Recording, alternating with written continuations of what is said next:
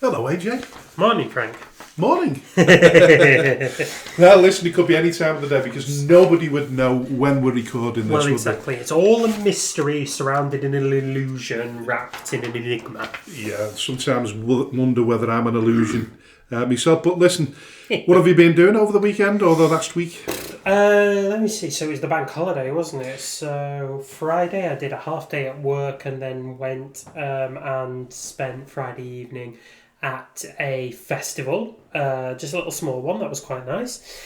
Then Saturday it was the Skem game, and then Sunday I went for a run, cleaned the house, and then watched the football. And then Monday I just sat in my garden. So Well, it was nice enough to sit in the garden, wasn't it? Certainly was. I didn't. I went out to Southport, and I don't normally do that. It's on about Monday or Sunday yet? It's on about Monday now. Well, I mean, it depends how far along you've got. I forgot when we got to. Anyway, listen, Bank Holiday Monday. I went to Southport with my daughter, Elliot, and the grandchildren. So spent a lovely time there. Went to have a bite to eat in the Mamma Mia pizza Italian place on Lord Street. So I had a nice bite to eat there. It was quite pleasant. That's good, yeah. But the problem was, part of the boating lake was cordoned off because there was a bloke, I believe, had been found unresponsive, either in the lake or outside the lake, and was a helicopter was scrambled over. It was all cordoned off by police tape. Couldn't find out what was happening. Tried to go over there and do me investigative journalism. Yeah, it didn't work at all. I got this Bobby, what do you call them? Community Bobby. PCSOs. Yeah, PCS. PCSOs. A PCSO. Well, I could call them something else. Now. Don't they think they own the place? They are doing their job. Oh, crikey! He was a bit of a job's worth, this bloke. Anyway, he didn't want to give anything away at all. But yeah, I thought, yeah. Little bit annoying really when they won't give you the gossip, but yeah, so that's what happened on the bank holiday Monday. And like I said, don't normally get a bank holiday Monday to myself because in the past few years, like you're normally involved with football somewhere along the line, aren't you? Certainly are. Yeah. And the only change is this year, obviously this season, the Northwest Counties Division 1. North and South have had no games on the bank holiday for a change. Oh, that's a new one. Yeah, because last year I can't remember who we played now. On the August bank holiday? Was I? I was here. Was it Daisy Hill? No. I think it was McGull. It could have been McGull, couldn't it? We got battered either way, didn't we? Yes, we did. We don't want to talk about that, though, do we? No. So, what have you been watching? Well, I'll tell you what I've been watching first of all. Have you heard of The Hostage? That's the one with the Prime Minister's husband, isn't it? The Prime Minister, yeah, he becomes a hostage. A little bit far-fetched, but we managed to watch the whole thing in one night. It not a bad series, really. Saran Jones is the main actress in it, former Coronation Street star. I know an awful lot about Coronation Street in Emmerdale, as you certainly do. Yes, we're learning bit by bit. What have you been watching? Oh God, I'm not even sure I've been watching anything particularly, to be honest. I'll tell you what I did watch. It was a short drama, just over 2 episodes, called The Moorlands, and it was made in about 2015, 2016. I think I watched it. Like that. Yeah. It was about the disappearance of Shannon Matthews from the council estate in Batley, Dewsbury, somewhere like that, in West Yorkshire. Anyway, and like the kind of the surrounding events after it that happened. Crazy. And the actress in that, remind me? Sheridan Smith. She's in a new drama now, isn't she? I don't know what it's called. It's about to come out. I have to take note of that. Everything she's in tends to be good. It does these days. Yeah, really absolutely. Actress. I went to the same school as Sheridan Smith did. We had the same drama teacher, and my dad starred with her in a production of Annie when she was quite young. Oh, right. Yeah. She was. Tell me more. Well, she was Annie. He was Daddy Warbucks. They both come from like the sort of the same area, so it would make sense. But that was how they ended up meeting, although very short, and I didn't think either of them would remember the other. If they were to ever sort of see each other again. But then, So how long was father a thespian for? Father was a thespian for a while, as well as being a teacher. Must have been like the early 90s, maybe the late 80s, something along those lines. But no, that was when Sheridan was really young, like even before she'd done Gavin and Stacey and all of that on 20 years ago. So that was where she made her. Well, she seems to have been on our telly for years, doesn't she? Donkey's years now. And the rest, you sort of go through all everything that she's been in, and it accounts for a lot of years on telly, especially ITV. And how's your training for the Ironman? Not so bad. So I did a mile in the swimming pool this morning. I did 14 miles on the bike yesterday, but on a sort of a more hillier resistance, and then I did 11 miles run on Sunday. So it's starting to come together a little bit more. So do you stagger the training? Like you say, you've done a swim, you've done a bike ride, and you've done do you do that all in one day, or are you just separate at the moment? Separate. I don't have the time or energy to split my training into 2 sessions in one day. Between the football and Brodie, I just don't have time. I just keep it to 1 session per day at the minute, and I would hope that's enough to kind of see me over the finish line. Confidence. Confidence, God.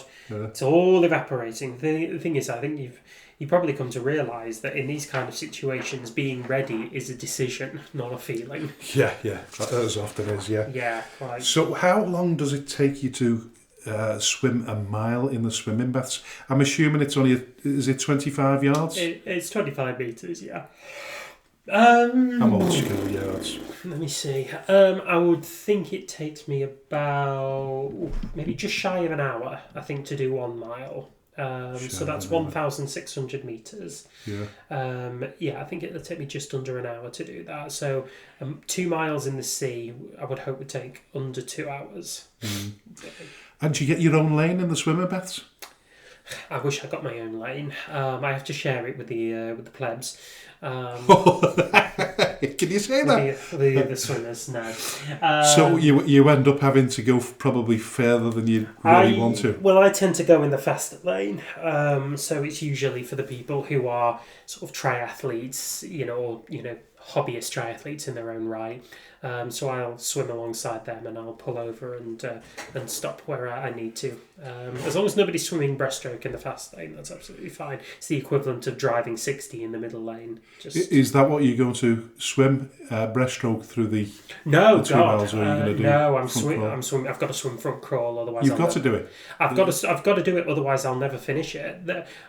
In the Ironman, there are actually cut-off times for the swimming and the biking, so you have to make the transition point between the disciplines. So the 2 miles, it's a 2 mile swim. Yeah. So how long has that got to take you? I think it's 3 hours. 3 hours. Mm-hmm. So you're well under that by the sounds I of would it. hope so. Although you'll tire when you're doing the second mile. So yeah, exactly. And it's in the sea as well, so it's even more tough. You've just got to hope for a flat tide, really, just so that you can sort of swim in it quite easily.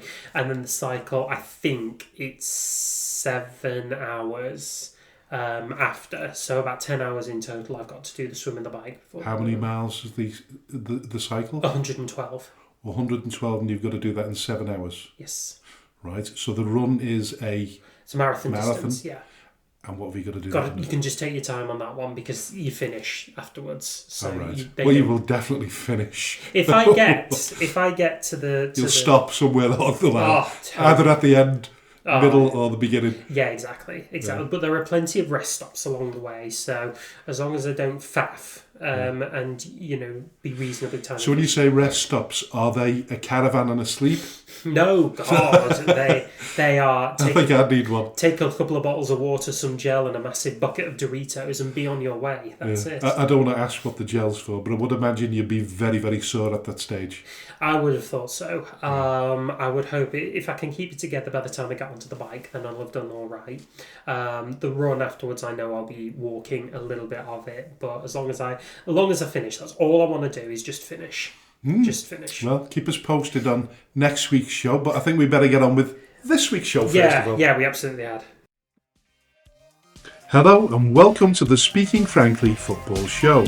I'm Frank Hughes, the chairman of Skelmersdale United Football Club, and alongside me is my co-host and passionate press officer, AJ the Jet.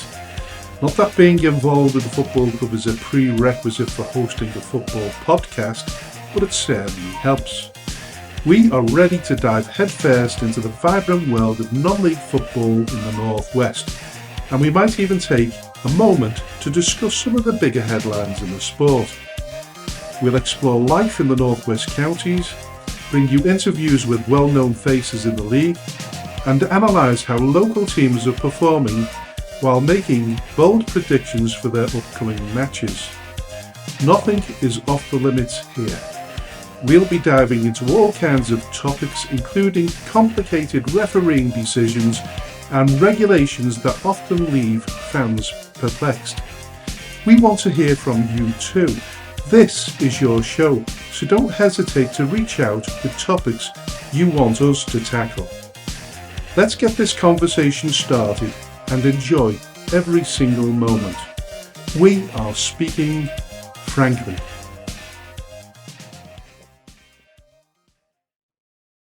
Hello and welcome to the 8th episode of the second series of the Speaking Frankly Football Show, and an even warmer welcome to the dulcet tones of my co-host, AJ.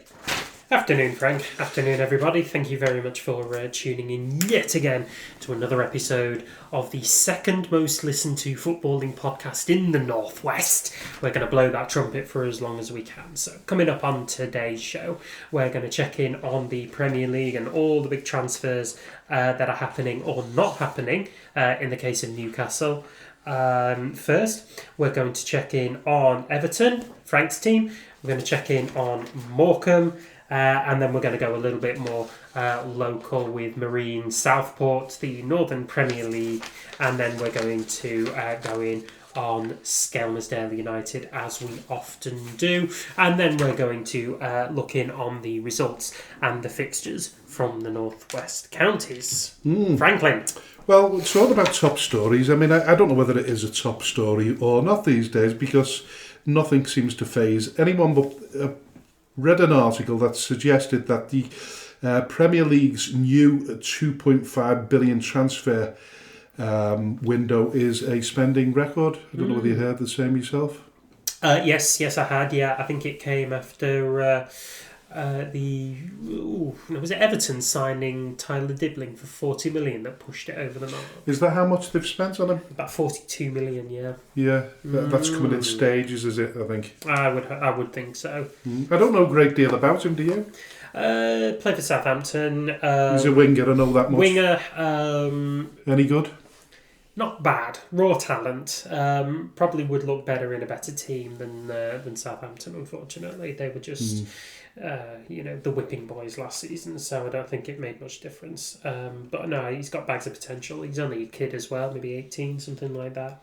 So I just think there's a few too many players like that we bring into Everton right at the moment. Apart from Grealish, the other one, of course, is Barry. That's looked a little bit ordinary on Monday, but listen, we'll talk about that later. Yeah. Listen, I've mentioned the vulgarity of it all many times on the show, but I've also mentioned how captivating it is as well. But one of the biggest sort of transfer conversations at the moment is Alexander Isak, which seems to remain on a knife edge, although I do believe that Liverpool have made I don't know whether they've made their second. Is it the second bid? I think the original one was £110 million. Which they go to 115. I think. Have they gone up as far as 115? I think they may have gone as far as that. Now, Newcastle seem to be determined to hold onto a higher fee. They're looking for around about £150 million. Is he worth it? I don't think any player's worth 150 million, to be honest. Not even with the inflation that's been going on for years and years. I mean, I remember when I think I was most surprised about 3 or 4 years ago when Enzo Fernandez went to Chelsea, and he was the first £100 million plus player that went to the Premier League, and I just thought that was monstrous. Alexander Isak has had one good season with Newcastle, one very good season, but we've had this before. Remember, Marcus Rashford had an amazing season in 2023, never hit even close to those heights. That fella Michu, who played for Swansea back in sort of the 2010s, had one really good season with them and then was never really seen or heard from again. So you've got to really be very careful what you wish for. But my question is, are Newcastle determined to keep hold of him, or are they just trying to up the price? I think at this stage they're just trying to up the price. I think Isak is burning his bridges as much as he can with Newcastle at the minute. He's going on about broken promises, and he's going on social media to proclaim this. And to all intents and purpose, now he's actually on strike. I think so. I think that's probably the correct way to put it. Yeah, I don't think he'll play for Newcastle again. No, that's for sure. Yeah. Yeah, it's all very bizarre and very frustrating if you're a Newcastle supporter, because they've got to replace him, and the transfer window shuts on the 1st of September at 7 That's o'clock. Monday. Yeah, it's 7 o'clock. It's normally, I thought it was 11 o'clock of a night. It used to be 11 o'clock, but I think because they've had an extended transfer window through the Club World Cup, pre-Club World Cup, I think that means it can shut a little bit early. But nonetheless, Jim White and his yellow tie will be on Sky Sports News to cover it all, I should think. Yeah. Iconic as they are together. Yeah, listen, it's a fascinating show, and it does come to the nitty-gritty. But listen, with the transfer window ticking down, keeping a potentially unhappy striker may disrupt the squad. So what do you recommend Newcastle do now? Because they've got the next few days to make a decision. They can't hold on and keep hold of him, because he's at some stage he's got to play, because I would imagine he's in default of his contract and they could stop payments altogether. How does it work? My question is now, do football clubs have too much hold over the footballers? Or is it work both ways? I think it probably works both ways, really. I think if you look at an agent such as Mino Raiola, who had players like Zlatan Ibrahimovic, Paul Pogba, Erling Haaland, Gianluigi Donnarumma, these enormous players who would command outrageous transfer fees and then even bigger wages, plus agents' fees on top of that as well, milking clubs for so much of what they're worth in order to get players in through the door. And I think we're probably seeing that a little bit with those players that I mentioned, where they hold the clubs to ransom for higher wages. I think what Newcastle are doing is a bit of a show of force against Alexander Isak and his current rebellion against Newcastle. What I would say at this point for Newcastle to do is try and come to some arrangement with Liverpool, because the longer they hold on to him and the less he isn't playing, the less he's going to be worth at this point. If you keep the striker in the under-21s or the reserves for as long as half a season, that can seriously affect his ability and also his worth. So it's probably worth coming to an arrangement with Liverpool sooner rather than later to get him out the door. So he's going, isn't he? He's got to go. Yeah, I don't think there's any doubt about it that he's got to go. And I don't think it's necessarily in Newcastle's best interests to let him rot in the reserves for the remainder of his contract and then let him go on a free. They paid 60 million for him 2 years ago. And I think even though they're owned by the Public Investment Fund of Saudi Arabia, they would still want a return on their money. Mm. And he is set to play his first game of the season, believe it or not, because he's been named in the Sweden squad ahead of the World Cup qualifiers against Slovenia and Kosovo. Yeah. Both fixtures will take place at the end of next week. So that'll be an interesting one. He's scored 16 goals in 52 international caps. So one way or another, he's going to be playing sooner. So going to be playing football, rather than later. Yeah, absolutely. And I think we could probably all see that coming. To be honest, I think he's still the Sweden star in his own right. You know, in amongst a team including Victor Gyökeres from Arsenal. I think he's got to keep up his pedigree in his football as much as he can to ensure that he still stays in the team ahead of the qualifiers and then next year's World Cup.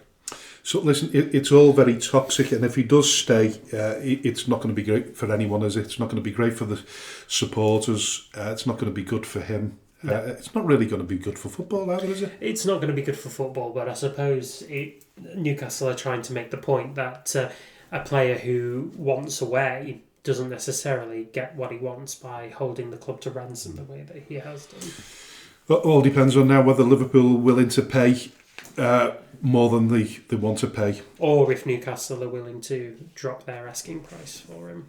Yeah. Well, listen, one way or another, we will find out within the next few days. Certainly will. What's going to happen there. So listen, let's move on to Everton. Yeah. My sort of number 2 team. They managed to win their game on Monday night against Brighton. I don't think they played particularly well at times. I think Brighton are very difficult to play against. Certainly are. But once again, a penalty was awarded. I think we were 2-0 up at the time anyway, but it had made it interesting. Dewsbury Hall on this particular occasion. So we had last week, Tarkowski has moved his arm into the ball. Now, as far as I'm concerned, now Dewsbury Hall moves away from the ball. Yeah, they're still awarded a penalty. What did you think? Difficult one. I mean, he looks like he's trying to get out of the way, doesn't he? Or at least trying to protect himself. He's got his arm up, hasn't he? But he's turned away from it. And then a lot of players do that, though, don't they? I mean, if you see them when they're jumping in a wall, they tend to... The arm automatically, instinctively comes up, really, to protect their stomach and chest area. Now, if we were videoing this, I could explain it better, but you can see through my movement on this swivel chair that if you've got your arm up there and you're facing straight on, then the ball is coming towards you and you are not affecting the ball by your arms are not out. So they're in like that. The minute you turn around like that at an angle, you're not actually making a smaller target, are you? You're making the same target, but just at a different angle. So you're not really preventing. In fact, if anything, you're helping to create a goal really by moving sideways because there's less body. There's less of a target zone really to aim at. Yeah. Did he have the opportunity to move his hands out the way? When the ball was coming? No, I don't think so either. We heard the explanation of the referee the other week at yes, we did. Joey Oars, didn't we? I wasn't quite convinced by that. No, I mean, but they've got VAR here, so they can scrutinise all this. There's absolutely no excuses at all. They probably should have done. To be honest, but they clearly judged it. Handball, natural position, ball speed, etc. And they've given the penalty. I think there needs to be more consistency here.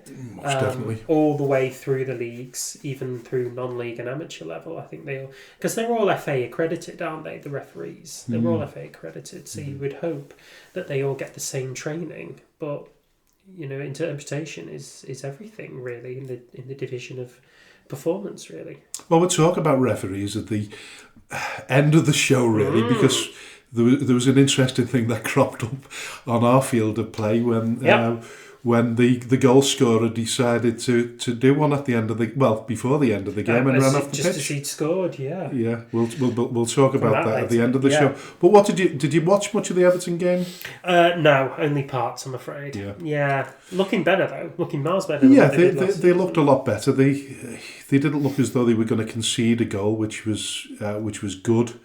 So they looked defensively strong, even though they've got the likes of Branthwaite and who was the other player that was out? Mikalenko, yeah. So was Alcaraz back? Alcaraz came off the bench, yeah. Okay, so he's on his way. Yeah, so they did relatively well considering that the injuries they've got. I just don't know in terms of recruitment. I listened to them all last week saying that Everton need to make at least bring 4 people in before the end of the transfer window. They brought one in. The bloke you mentioned before, what's his name again? The striker? No, the winger. Grealish? No, who's the fella that just come in? Dibbling. Tyler Dibbling. Dibbling. So they brought him in, so they've got to bring 3 more players in on top of that.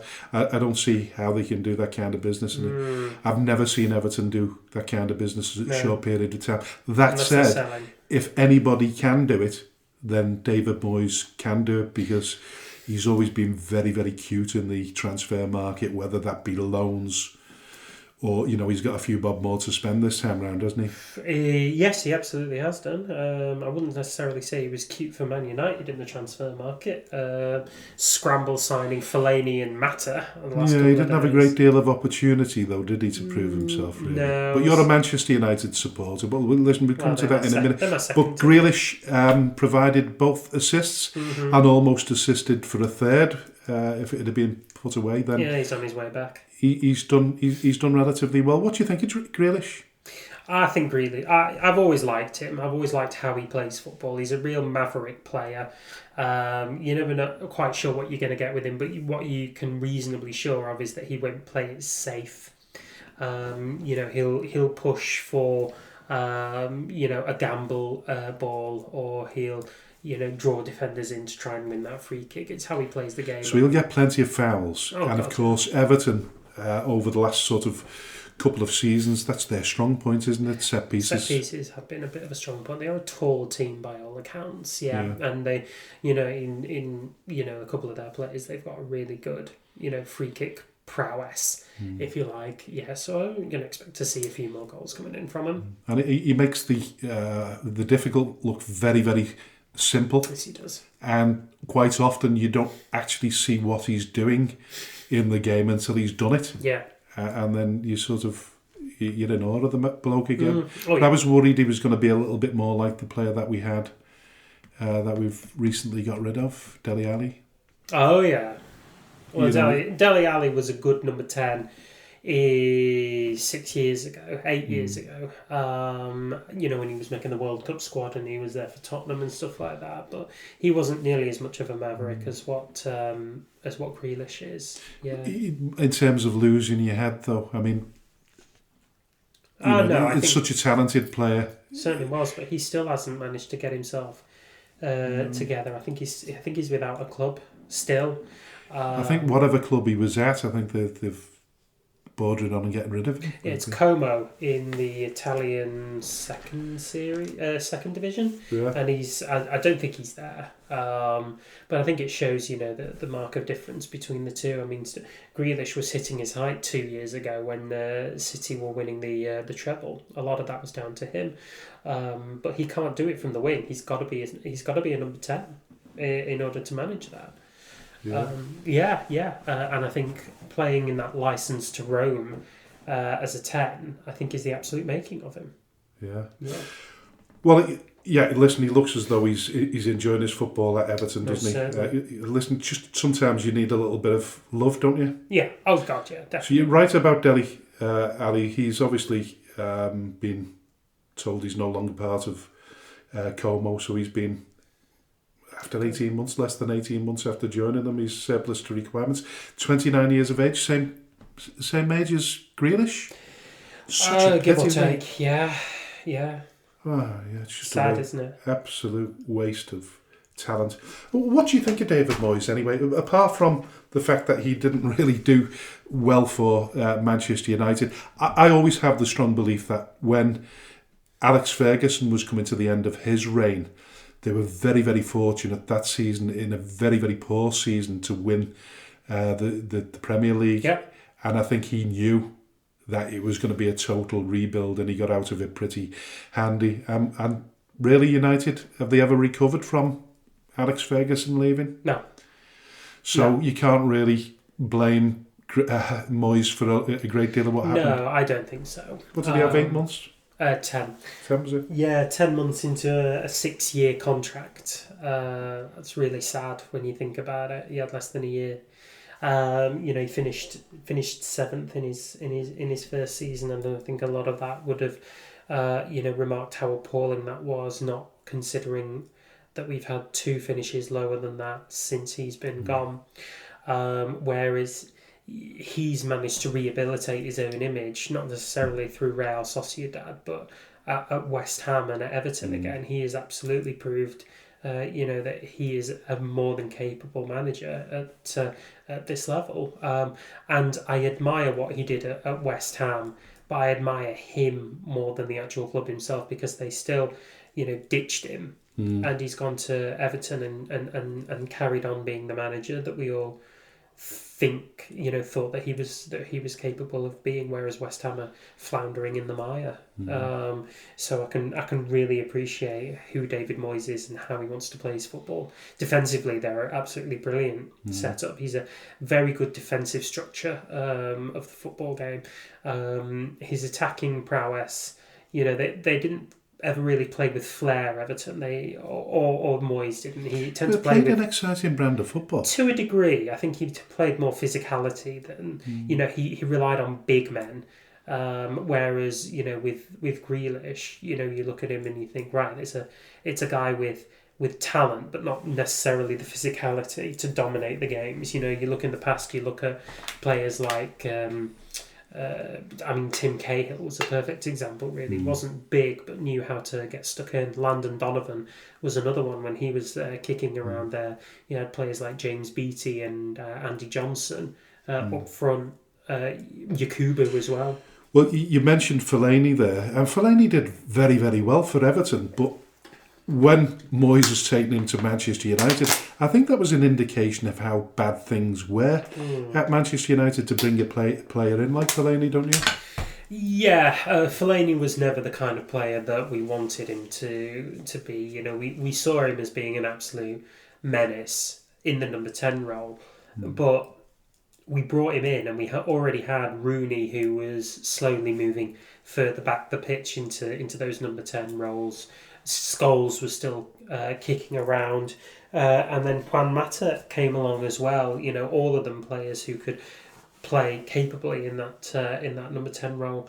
So I think Fellaini sort of found himself being a bit of an emergency striker, just sent up top to fully defend, height, uses physicality. Yeah. And to a degree it worked, but he was never the same player. I don't know whether he was actually a very tall man or he just had big hair. Probably a bit of both, to be quite honest with you. But He's got rid of it now. Yeah, talking about players, DCL, Dominic Calvert-Lewin, he still can't hit a barn door. Did you watch any of the highlights of the Leeds game? The Leeds game against Sheffield Wednesday in the Carabao Cup. Didn't he miss a penalty in that game? He missed a penalty. He missed a string of opportunities, and I'm looking at the face of Daniel Farke. He might be regretting signing him already. I would think that Dominic Calvert-Lewin is just a bit ring rusty here. I mean, we know what he can do on his day. It's just the fact that these days are very few and far between because of how crippled he is. You get him in a bit of fitness and get him in. He can be a great player. He really can. Good striker, very physical, good in the air. Well, he spent 9 years at Everton. A lot of it was injury. He was injury prone. So he struggled to get back, and I think he had a period during the pandemic where he scored. I think he had his best sort of tally of goals during the pandemic, if I'm right. Says a lot, doesn't it? Yeah, without a crowd, maybe the pressure of it all is a little bit too much, but he is a bit of a risk. I mean, Everton didn't renew his contract. I don't know whether Calvert-Lewin actually wanted to stay. There was rumours that he'd left because of the treatment to his wife. I don't know whether there was a bit of bad banter on social media surrounding that. But it didn't seem like anybody was really interested until the last minute. No. I don't think it was the move that Lewin was looking for. Leeds. No, but I don't know what on earth he could have hoped for, to be quite honest with you. I mean, I don't think any other Premier League team would have taken him in his current state, given his lack of goals, his lack of game time, his lack of match fitness. I mean, how many more things is he lacking in that, before the red flag is, popping up in your brain. So I think he's quite lucky to get to get a shot with Leeds. I know Leeds are, the first season back in the Premier League, you're looking for a striker with a bit of Premier League prowess and a bit of experience. It's quite clear that Patrick Bamford wasn't ever going to fit that mould again because he's very injury prone, but also he hadn't really hit the heights in Premier League football anyway. Dominic Calvert-Lewin, when he's fit, does represent the kind of player that Leeds need. It's just whether he can stay fit and then fit into their team. I don't think he's ever been the same since Duncan Ferguson left Everton. I think he schooled him. He certainly taught him how to be a proper centre forward, didn't he? Sort of old school. In much the same way that Duncan Ferguson was when he was playing really big. They're both big physical men. Goal scoring is part of their game, but it's not the entirety of their game. You might be right. But Duncan Ferguson only lasted 4 games or something at Everton. He had a very short period as caretaker. Yeah, but as a sort of a striker's coach, he was there for quite a while, wasn't he? He was, yeah. But listen, what have you picked up from the? I mean, I've been looking at my dream team. I've not really been doing very good with my fantasy team. God, I haven't even done it yet. Have you not done it? I haven't started it yet. No, I'm 2 weeks behind everybody else. Oh dear. You'll probably go on to win it. You were close last season, weren't you? Yeah, so it came down to the final day between me and Lucas, but Lucas had a bit of a healthy lead already. So there was no way I was catching him. So I was happy to finish second, quite honestly. I'd have been happy to finish second. I think I was probably second from last. So I didn't do particularly well. But what do you think of the Premier League's start so far, and certainly Manchester United? It's really, really irritating because I want to give Amorim time, but you see teams like Tottenham in particular, Thomas Frank, you can already see the difference in how they're playing. Whereas United, you can see it in some elements. I mean, I saw it in the opening half an hour against Fulham, and it looked really positive, but the midfield and the defence just cracked again, unfortunately. And similarities have been made between him and Ferguson in terms of sort of progression and giving him more time. But do you get as much time as Ferguson got back in his day? Well, bearing in mind, Ferguson took a team that were finishing, 16th, 17th, 18th in the old Division 1. And he immediately took them to finishing 11th. So there was already progress there. Then the season after that, they were finishing top 10, then top 5. And then by 1990, they then won the FA Cup in what was sort of Dean Fergie's sort of last chance saloon at that point, really. And that bought him more time. Now, Amorim, after a while, put all his eggs into the Europa League basket. Whereas, this season he hasn't got that now. So he all has to be in the Premier League. I don't think they'll finish as bad as 15th. Where does he have to finish to protect his job this season? I think he has to finish top 10. and with the money that he's spending, I would hope very much that he finished top 6. Not top 4 to protect his job. Top 4's out of reach. I think there are just too many teams. But the expectation is to be in the Champions League. So if they're not, do you think Cameron will still be in situ next season? I do, because I don't know who else could possibly do this job. You know, we've had every single kind of manager possible. You know, we had the big names such as Van Gaal and Mourinho. We had the cultural reboot under Solskjaer. We had the no-nonsense management under Erik ten Hag, and now we've got a bit of a... You've had some big players as well, haven't you? Pogba, Ibrahimovic, Falcao, Varane. And no fruit. Yeah, well, yeah, because they're coming on vastly inflated contract. I think they're just seeing Man United as a bit of a retirement home now. Just play a couple of years on a ridiculous wage and then just ride off into the sunset when it all goes to pot. And how much have they spent so far at United? In what kind of time frame? In this current transfer window? In this current transfer window, it's just north of 200 million. Yeah, and don't get me wrong, Mbeumo looks the business, and Cunha was showing some serious flashes of it against Fulham. He was probably should have done better with one chance and hit the post with another one. So the signs are there. It's just being able to keep it and retain it in attack, but then also marshalling the midfield. We were just overrun far too easy in midfield. And then obviously our goalkeeper situation is still a bit of an issue. So there's still work that he needs to do, but I believe he's the right man for the job. So top 10 for United would be a good finish in your opinion? Yeah. Who's going to win the league? Liverpool. Yeah, I'll go along with Liverpool. Where do you think Everton will finish? I've said top 10 finish would be good. I think they'll struggle. I think 12th is probably a more reasonable prediction. I think they'll probably finish about 12th or so as well. Yeah. Who do you think will get relegated? Wolves. Sorry, who do you think will push Liverpool the hardest? Arsenal, Chelsea, it's got to be Arsenal. City? It's got to be Arsenal. For the simple fact that Arteta has had enough time now. This is his 5th year, 6th year. Do you think it's his last go? He's had one FA Cup to his name and that's it. You've got to have more than that. For the outlay that they've been spending, how much more trust the process can you get?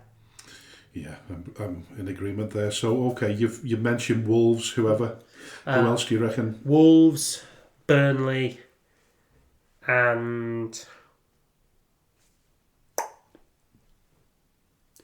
don't want to say Leeds because that's unfair. Wolves, Burnley. Well, Villa haven't got off to the greatest of starts. Don't think they'll get relegated though. I think they've still got too much. West Ham? Yeah. I think West Ham could go. I think you're probably right. Actually, selling. They've only got Paquetá really, who's of major quality, and Bowen. And I think it won't be long before Bowen leaves. Yeah. I think I can see him going to a Tottenham or a Brentford, something like that. If Newcastle don't replace Isak, do you think they stay up? God, yeah. Seriously?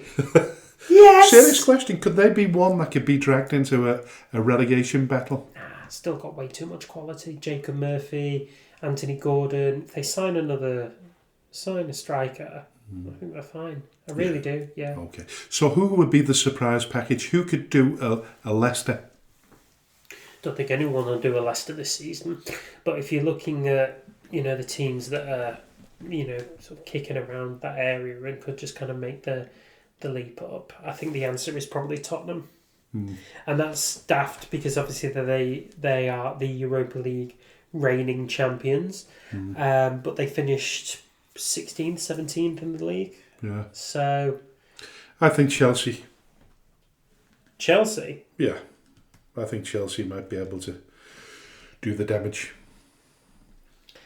Well, given their outlay, you would certainly hope so. Yeah. Ridiculous amount of... Well, listen, we'll park the bus there on the Premier League and pick up the story on Morecambe. I'll leave that one to you.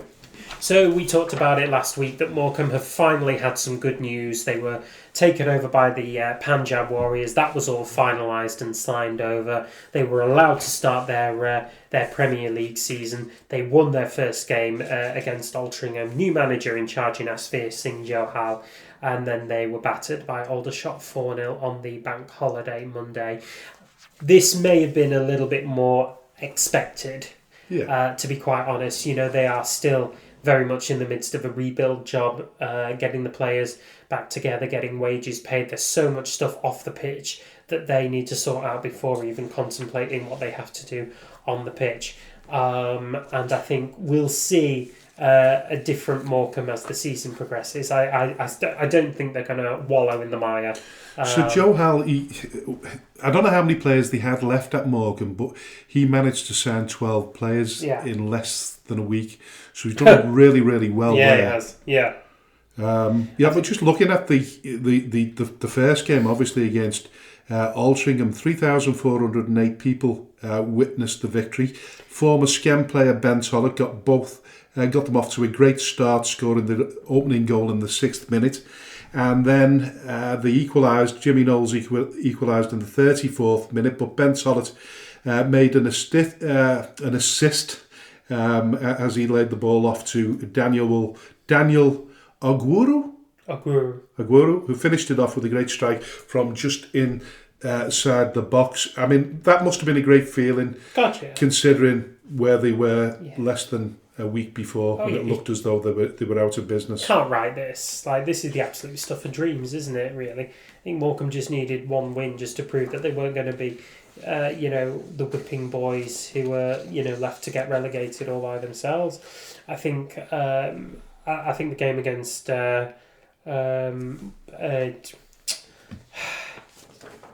Aldershot is one that kind of brought them down to earth. Aldershot are a good team. They're well organised. I think they're the former league team themselves. Yeah, exactly. So, they've still got, a bit of roughage about them. So I think it's just going to take Morecambe time. And that's all it's going to take. Maybe a season or two, transfer window or two, to kind of get things sorted. I don't want to say that Joe Howe panic bought, but it wouldn't surprise me if he did. He needed a squad.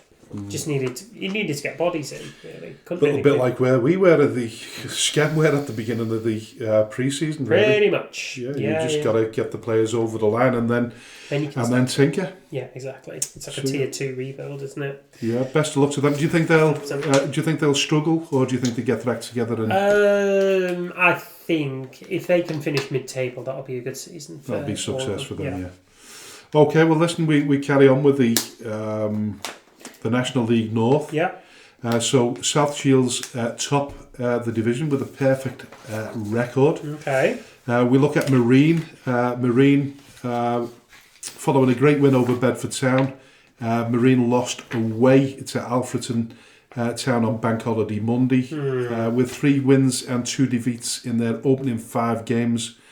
I would imagine their manager Bobby Grant is still relatively pleased with the start the club's made. I would think so. The Alfreton game was a bit frustrating in itself. That they hadn't had a win under their belt at all until they hosted Marine, and I think Marine were wanting to kind of capitalise on that even away from home.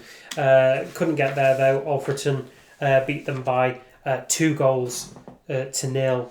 And I think Bobby Grant will be disappointed with that result, but I think overall 3 wins and 2 defeats from his opening 5 games is not bad.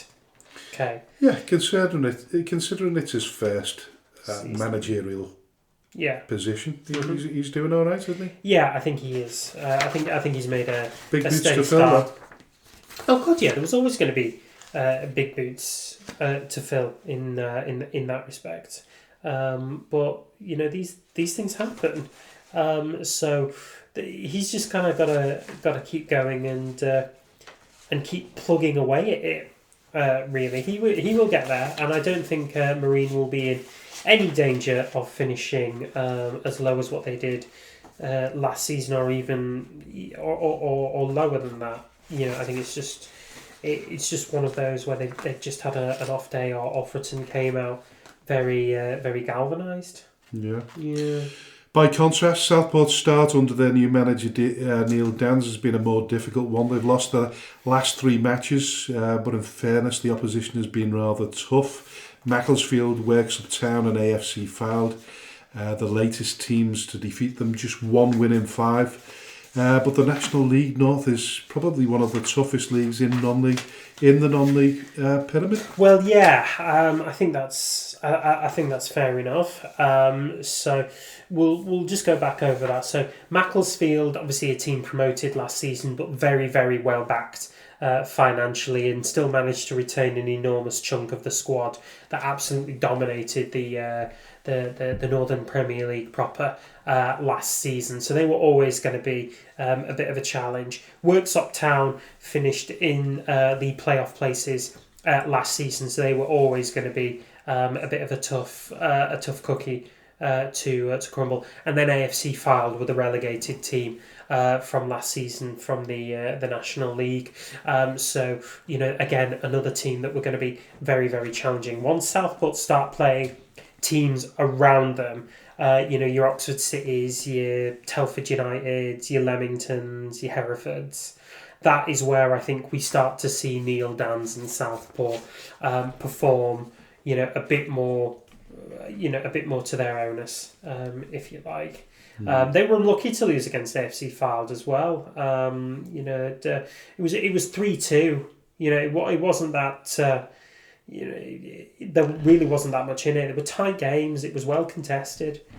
It's just unfortunate that AFC Fylde kind of got away in that game, and it was 0-0 at half time.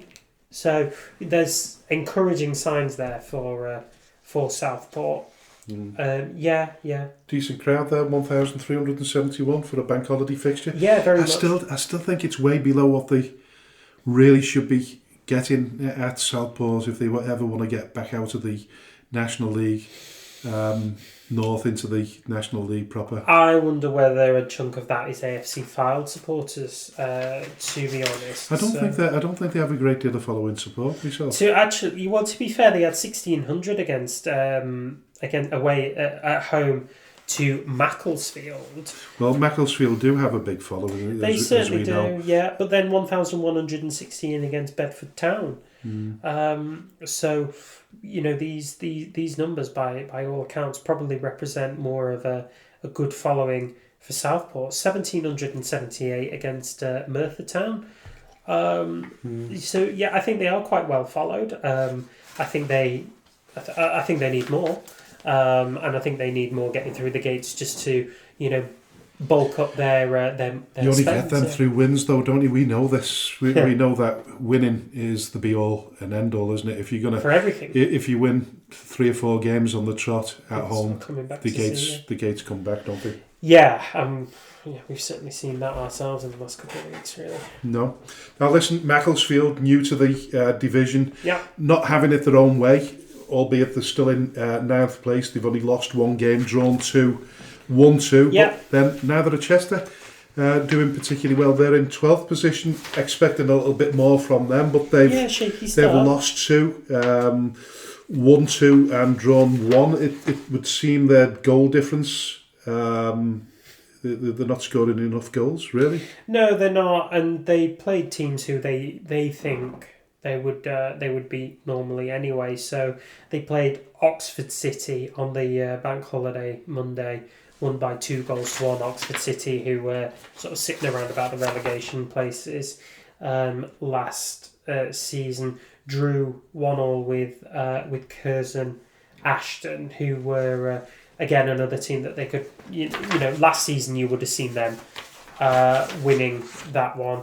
August the 16th, they were beaten, well beaten by Chorley.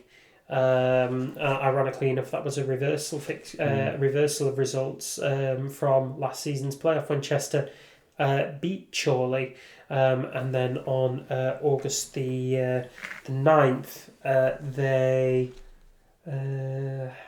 They drew with Peter. They beat Peterborough Sports, but only just 3 goals to do. Peterborough Sports were a team that they really should be kind of cantering past, and that's no offence to the aforementioned teams, but it just underlines Chester's less than convincing start to the season, and they already seem to be playing catch up on the high flyers, which so far are Chorley and South Shields, both teams unbeaten after 5 games.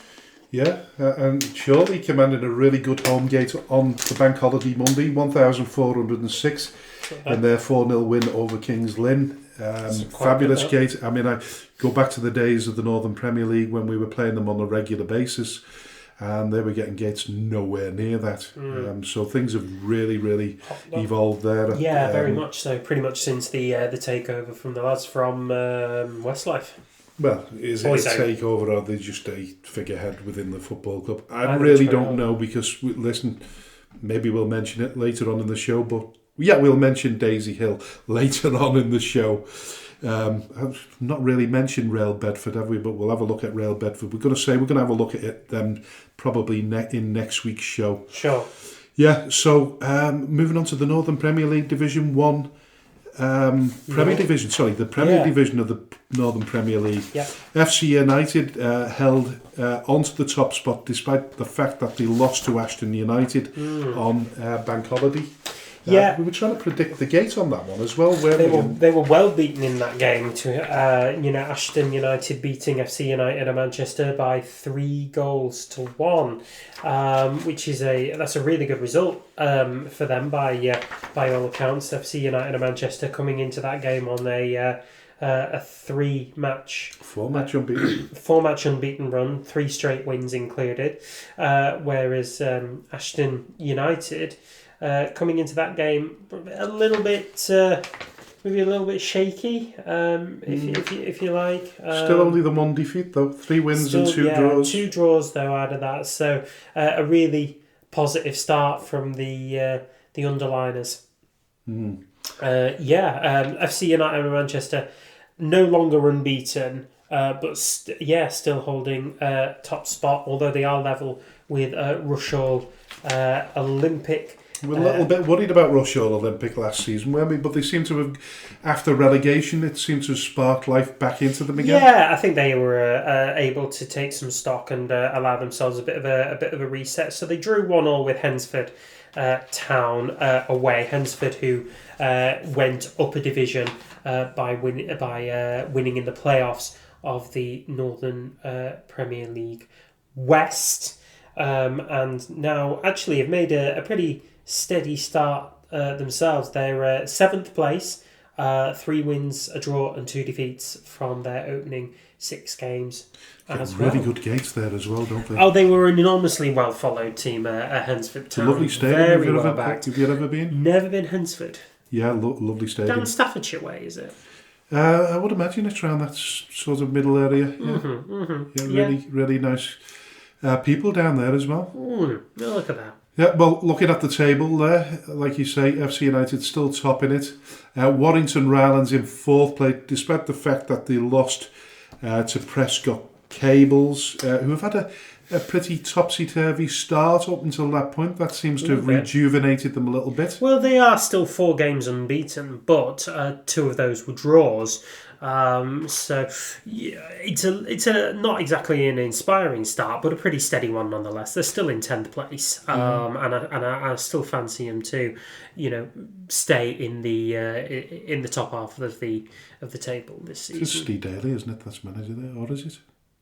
No, it is Steve Daly. Yeah. Yeah. The only problem there is they've only scored 6 goals in 6 games, but. On the sort of flip side of that, they've only conceded 3, so they've got a really, really good defence. Joint tightest in the division, actually. Only other team to concede that few is Ashton United, also conceding 3. So, I think it proves what I've been saying all along, which are, the best teams are built on the mean defences, not the elegant attack.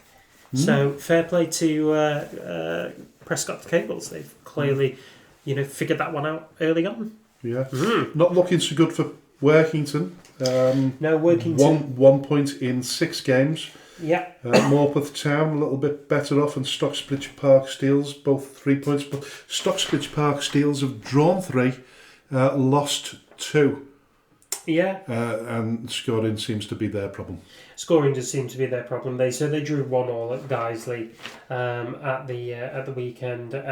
Drawn 2 games out of their last 3, and then lost the other one. But still managing to accrue points despite not having won a game yet. 3rd from bottom of the league at this point, and a couple of points ahead of Workington down at the bottom. So still plenty to play for there. Yep, so we're moving on to the Northern Premier League West Division now. Yep. And Lower Breck, once again, are still defying the odds as they sit proudly at the top of the division following a fantastic victory, very much a Derby Day victory at Bootle on Bank Holiday Monday. We featured Gary Moore on the show towards the end of last season. Yep. He was doing an amazing job then. Yep. He's doing an even more amazing job now. And like I said, I think it was last week, the only worry there is in terms of their stadium is whether if they go back-to-back promotions, can they get the required work done? I know they're given another 12 months. They have been given another grace 12 months after that. Yeah, I think they have a lot that they're going to need to work on. The Anfield Sports Community Centre that we visited a few weeks ago when we played Joey Oars, and it was not in the greatest of conditions. Now, I'm not saying that Lower Breck don't have the funding and capabilities to do that, but there is going to be a lot of work in order to make that eligible for the Northern Premier League proper. It's a council-owned facility, I would imagine, isn't it? It is. I think it is a council-owned facility, yeah, but I think they'll still put a bit of money into it, will Lower Breck. A lot of their signature and logos adorn the centre itself, so it is very much half and half, if you like. A lot of people know that stadium as being Lower Breck's ground rather than actually a community, a sports venue in its own right. And it really is an amazing story when you think back to the fact that it's not so long ago when they were playing in the Liverpool Premier League themselves. Yeah, was it 4 years ago, 5 years ago they were playing in the... It's not long. I mean, they've not been formed that long, have they? No, 2010, was it? 2010, I think. Yeah, about 15 years old or something? Yeah, exactly. And like you say, you spend a lot of time in that in that division, and eventually it becomes quite cutthroat. So we can see that what happens when so much time and so much money and so many people come together to commit to this cause, that you can and do jump up. They're one of only 2 teams left within that division who are unbeaten. The other one being Runcorn Linnets, who sit in 5th. But they're they're the early pace setters so far. I think Gary Moore will be delighted. Vauxhall Motors are unbeaten, I see, but they're in 13th place with 3 draws. Yeah, with 3 draws and a win. 4 games. Yeah, 4 games. Yeah. Well, can't knock that. So yeah, 3 teams. Bury, meanwhile, 17th out of 22 teams. Now, not a lot of people, I think, would have expected or at least hoped that Bury would be up there with Lower Breck and Stafford Rangers fighting for top spot. And in fact, a lot of the naysayers of Bury FC have been adorning the Facebook pages with a sinking ship there, with the name of the ship being HMS Piss the League, which is one of my favourite sayings in football ever. Yeah. But it would just appear that it's a sinking ship. But I don't think that's the case. I think anybody who expected a team to come up through the Northwest Counties and immediately start challenging for the Northern Premier League West title, I think was holding on to a bit of a pipe dream. I know Lower Breck are top. It'll be very interesting to see whether they can prolong that. Well, I think the big difference between the 2 teams, Lower Breck and Bury, is that Bury have made a lot of signings, haven't they, over the summer period, where Lower Breck seems to have been more quiet in their approach. And this is when I talk about stardust and the fact that Gary Moore, whatever Gary Moore's doing in there and whatever sort of market he's tapped into, they seem to be a very close-knit football club, really good friends. I think you're right. And I think that probably makes a whole load of difference. Do you think it's more difficult at this level to create the camaraderie when you're making changes? Because Bury are trying to be very much one step ahead of the rest.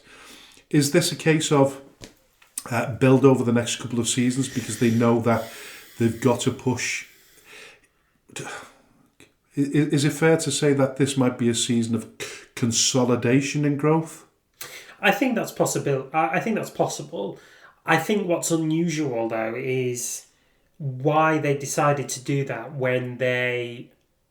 Yeah, I wouldn't say that they ran away with the North West Counties League last season, but they won it really well. They won it in a bit of style, and considering as well that they went almost the entirety of 2025 unbeaten, you would hope that actually there wouldn't be real need for much of a rebuild. And I wonder whether they wanted to consolidate this squad in the hope for challenging straight away for the playoffs, bringing in talent that was already Northern Premier League West ready. Do you think that's down to the manager, though? The manager's obviously seen that the personnel that he's got, maybe he doesn't feel good enough for the next step up. I think very much similar to what Lower Breck and Jesse Dowling doesn't seem to be featured in as often now, and yet scored in excess of 20 odd goals last season. And maybe listen, I'm not suggesting for 1 minute that Jesse Dowling's not good enough at the higher level. No, but maybe he's carried injuries. I don't know. Well, you've got to then look at it from Bury's point of view and why Lewis Simon Byrne was immediately released after the tail end of last season, because he's still proven that he's North West Counties capable. He's banging in the goals for Chadderton still. Couldn't make the grade at Bury. Was he given a fair run? So what do you think Bury will do now? Do you think they'll buy half of Lower Breck? I don't think Lower Breck could even consider it. Well, it's good business if they do. But listen, let's get back to Bury, because Bury obviously got knocked out of the FA Cup by Stalybridge Celtic, and then the last game was a repeat a repeat of last week's result in the FA Cup. So they lost 2-0 on both occasions. At Bury on this occasion. So Dave McNabb will be deeply disappointed, but reading between the lines, and I've listened to one of the two of his YouTube videos, he feels as though they're not far away. So I think they might kick on there, and I don't think there's a great deal to worry about. No, I don't think there's a great deal to worry about. I don't think they've had the easiest of starts, and I don't think they've had the easiest of teams to play against either. I think they beat Witton Albion, but then they obviously had the Stalybridge Celtic defeat, and I think they've also played I think it was Avro and drew that one as well. So teams in this division, I think it is a bit of a step. And it's another tough division as well, isn't it? Let's look at it for what it is. Clitheroe not made the greatest of starts either. So Sean McConville's team have only won 2, drawn 1, lost 1. So I know it's early doors. Well, they won the first 2 games, and then they drew against Mossley 0-0 in a game that they would widely expected to win, and then they just lost in the last week to Atherton Collieries, who didn't have the greatest of starts themselves. No, they didn't, and I think they were sort of quite adrift of the. They've had a great weekend, haven't they? Because they won both games. They did, yeah, and that's given Michael Clegg a little bit of breathing room as well. And I think it probably shows why he fully deserves to be in the job. Yeah, and really likeable character. I'd love to get him on the show. Yeah, we've got to give him. If you're listening, give us a bell, please. Pass your details on. Exactly. So, any other surprises in that division at all? Not so far. I think it's probably working out how we thought it might at this stage in the season. Really, yeah. I don't know a great deal about Shifnal Town, but I think after do a little bit of research on them ones because they could be a surprise package themselves. Well, they are new to the division, aren't they? I think they came up from. Did they? I think they moved sideways along with Sporting Calsa. They came in from the Midlands division. Into the Northern Prem. Two teams with a bit of enigma about them. Yeah. And listen, we're climbing right down the non-league pyramid now to the sort of bottom two rungs, the 5th and 6th steps of the North West Counties. Padiham, top of the Premier Division of the North West Counties. Yes. No surprise, really. Probably not. They've consolidated their winning run at the top. 5 games, 5 wins, and a goal difference of +10. It's looking really good for the Padiham side. A 3-1 win over last season's 3rd place team, Ramsbottom United over in East Lancashire, in front of a decent crowd as well, 683. Well, the gates have been picking up. They did towards the sort of middle stages of last season when you could tell they were going to do rather well. Yeah. And they had that great run, didn't they? They did. Towards the end of the season. Yeah, which sort of catapulted them up from the Nearly men right into it. So I think they sort of deserve to be where they are, and I wonder whether they might stay there. Obviously it's very early to tell in this season, but I think these are the games now where you wonder if you can start to get a bit more of a feel of who is going to do what. And I think when we look at this again in April, we'll probably find that Padiham are there or thereabouts. Do you still think Ramsbottom will be in the chase? I do, yeah. I still think that they will be in the chase. They are only 2 points behind Padiham at this stage. I think that defeat was their first one of the season. Otherwise, they've just had the one draw along with 4 wins. So they've made a really good start, and I still expect to see him there. Same with Chadderton as well. And talking about Lewis Simon Burnley, he scored 2 goals. For Chadderton in their 4-1 win over FC St Helens. Yeah. Not a great crowd, 186. I know. They don't get a great deal of support, do they, unfortunately? It's really unfortunate. They play a really good brand of football as well. Yeah. I think part of it has to do with how accessible Oldham Athletic is at this point. They're not in the Premier. They're not in the Football League at the moment, or Oldham. I think they're in the National League themselves. So it's far more accessible and far cheaper than what it was. Maybe when Oldham go up, Chadderton will start to see the crowds pick up, or even if Chadderton go up themselves, they'll start to see the crowds pick up. Either which way, or they're still really well backed. They've got Lewis Simon Byrne back, and he's just scoring goals for fun now.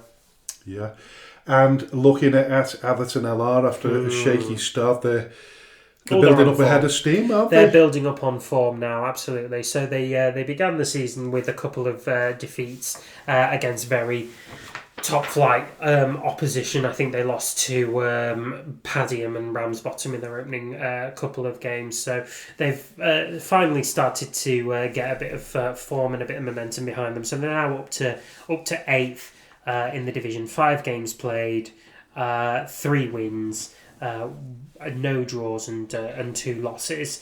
The latest of which was a very emphatic 5-0 win against Stockport Town. Tom Romano grabbing 2 of the 5 there in front of a really good crowd again. 269 packing out at Crilly Park to watch that happen. So they're starting to build up some gates there too. Yeah, and just a little correction on previous comment there. Oldham Athletic, I think they got promoted last season, so they're in League 2. Currently. Interesting. Did they win the league last season? The National League National League Premier Division? I think they did, didn't they? Yeah. Oh no, they didn't, did they? Oh, I can't remember. Anyway, listen, they're definitely in Division 2 anyway, but never mind. Listen, Abbey Hay beat Glossop in that Manchester derby, 324 people there. You're sort of frowning at me, Manchester derby. Is that derby? a Manchester derby when Glossop is in Derbyshire? Is Glossop in Derbyshire? Well, I think it holds it's either a DE postcode or an SK postcode. You're probably right, but listen, it's close enough anyway to call it a derby for my for all I'm concerned. Right, But listen, okay. Richard Brodie's not having a great start, is he? No, unfortunately not. So they've collected 5 points from 5 games, yet to win at home this season, and just the one win on the road, which I think was against FC Isle of Man. But no, not a good start for him at all. And I think Abbey Hay was one of those games where he really was hoping to win it. Quite a lot of work for him to do. And after a ropey start, AFC Liverpool got a good win on their travels on Saturday. I tell a lie, on Monday in the bank holiday fixture against Pilkington. Yeah. They managed to beat Pilkington's 4-0. Elliot Taylor scored a hat-trick. Yes, he certainly did. Very really talented player. That guy that puts AFC Liverpool up into 20th position, having I think been rooted to the bottom of the table. Still yet to win away from home, but getting their first win of the season on the road and in some style as well. Just don't know what to make of Pilkington. They started off the season, but was it a win against? Oh, it was a huge win against West Didsbury and Chorlton. Yeah. 5-2. Doesn't make any sense at all. At West Didsbury and Chorlton, yeah. But unfortunately, that's sort of firmly behind them now as they sit 18th in the table. So, still not a bad start for them, but could have done better. And raised eyebrows when I mentioned Bearscough being there or thereabouts at the during the pre-season when I was making my predictions. A great win on the road, but South Liverpool not doing particularly well. They're not that bad, really, actually. South Liverpool is sitting in 9th, so I think it probably says an awful lot about Bearscough. And their performances at the minute. Stephen Rigby grabbing 2 within the first half, and I think the contest was almost done before half time, really, when Elliot Devine gave them their 3rd in the first minute of injury time at the end of the first half. So they're on a really good run, and I think you might be right. I think they could be up there or thereabouts. Dempsey's doing an awful lot for them at this point. Certainly is. Wythenshawe battered FC Isle of Man 4-0. It doesn't look very good for the Isle of Man at the moment. No, it really doesn't. So that's their... they've played 7 games and they've 6 defeats. So that's a really disappointing start to the season. Unusually for them, because I always thought FC Isle of Man started strong. Yeah. Consolidated their position up in the top half and then dropped off gently during the latter half of the season, which is not the case this time around. No, it'll be interesting to see what's going wrong there. What's going on. It's recruitment. Everything about the Isle of Man is difficult, and as much as it's great to go over there, and we, as part of the entourage that went over to the Isle of Man the season before last. We had an absolutely fantastic time there, and it's a great place to go. It's great to have them in the Northwest Counties, and I just hope that when, if and when we eventually get back into the Northwest Counties, we end up taking a trip over there again, because I had a fabulous time. Fabulous people over in the Isle of Man. Yeah. It's love to go. Yeah, City of Liverpool. Bottom. We knew this was going to be a really difficult season for them. They're faced with a huge rebuilding job. They've relocated over to Bearscough, so they're having to, source out players from that local area. It's not happening quite the way that they would have wanted to. So a 4-1 defeat against a very organised and informed West Didsbury and Chorlton. Probably not the most unexpected result we've ever seen. Although they did take the lead after half an hour through Rob Murphy, but then West Didsbury and Chorlton come roaring back, getting in to the lead just before half time, and then Christian Holt grabbing a double within the second half. Decent turnout as well at the community ground, 181. Yeah. Do you see similarities between us and them? if you are a tenant at the community ground, you are cursed. You could say that, but equally you could also say that once the bottom or the rug is pulled from underneath you financially, it's about survival. I mean, that's what we've done. And if you look at the City of Liverpool, and it doesn't matter where your politics are in terms of, whether you like the current setup or you don't, they seem to be floating. Certainly financially, desperately trying to keep the club together. I think they are, yeah. Obviously, we don't know the terms of the deal that they've cut with Paul Gilchrist and Prescot FC in terms of rent charges on the stadium. We do know that a lot of their players are players who actually used to play for us. I think there's at least 4 on the books for City of Liverpool now that used to be on ours from last season. And whether these players are getting paid, I wouldn't have thought that they are, or they may be getting a very small amount. But this is how it is when you float and you've got no money, and like we talked about time and time again, there isn't much loyalty in football without money. So I don't think there's as much sympathy perhaps for City of Liverpool because they've never had their own home. No, they ground shared at Widnes for a long time, didn't they? And I think they ground shared at a couple of other places. Bootle. Prior to that, Bootle being one of them. And I think a lot of how their genesis came about was based on disgruntled group of fans at they didn't actually sell it as disgruntled, did they? They were just an alternative to, or was that AFC Liverpool? There's that many teams that started up in recent years. It's unbelievable. Yeah. But it's a difficult one because you feel as though they don't get the sympathy that a lot of established clubs would get because they've never actually had the own home. But they've tried desperately to get a piece of land within Liverpool. Oh, that's easier said than done. Very much similar to... Listen, when they started, they had a decent fan base, didn't they? A half-decent fan base. Yeah. It was nowhere near what FC United and Manchester was going to be. No, of course not. I don't think anybody would expect it to be. FC United and Manchester were born out of Manchester United breakout. Well, they were definitely disgruntled, weren't they? Oh, 100%. Yeah, they were made in 2005 after the takeover of the Glazer family, whereas you don't really get that with City of Liverpool. They were broken out, from... Was it AFC Liverpool that they were a breakout from? Who? AFC Liverpool. Is that where City of Liverpool... No, 2 separate entities. Oh, really? Yeah. Oh, yeah, well, yeah, I know. I just wonder if, in the same way that FC United and Manchester were broken out from Manchester United, where the City of Liverpool were broken out from AFC Liverpool.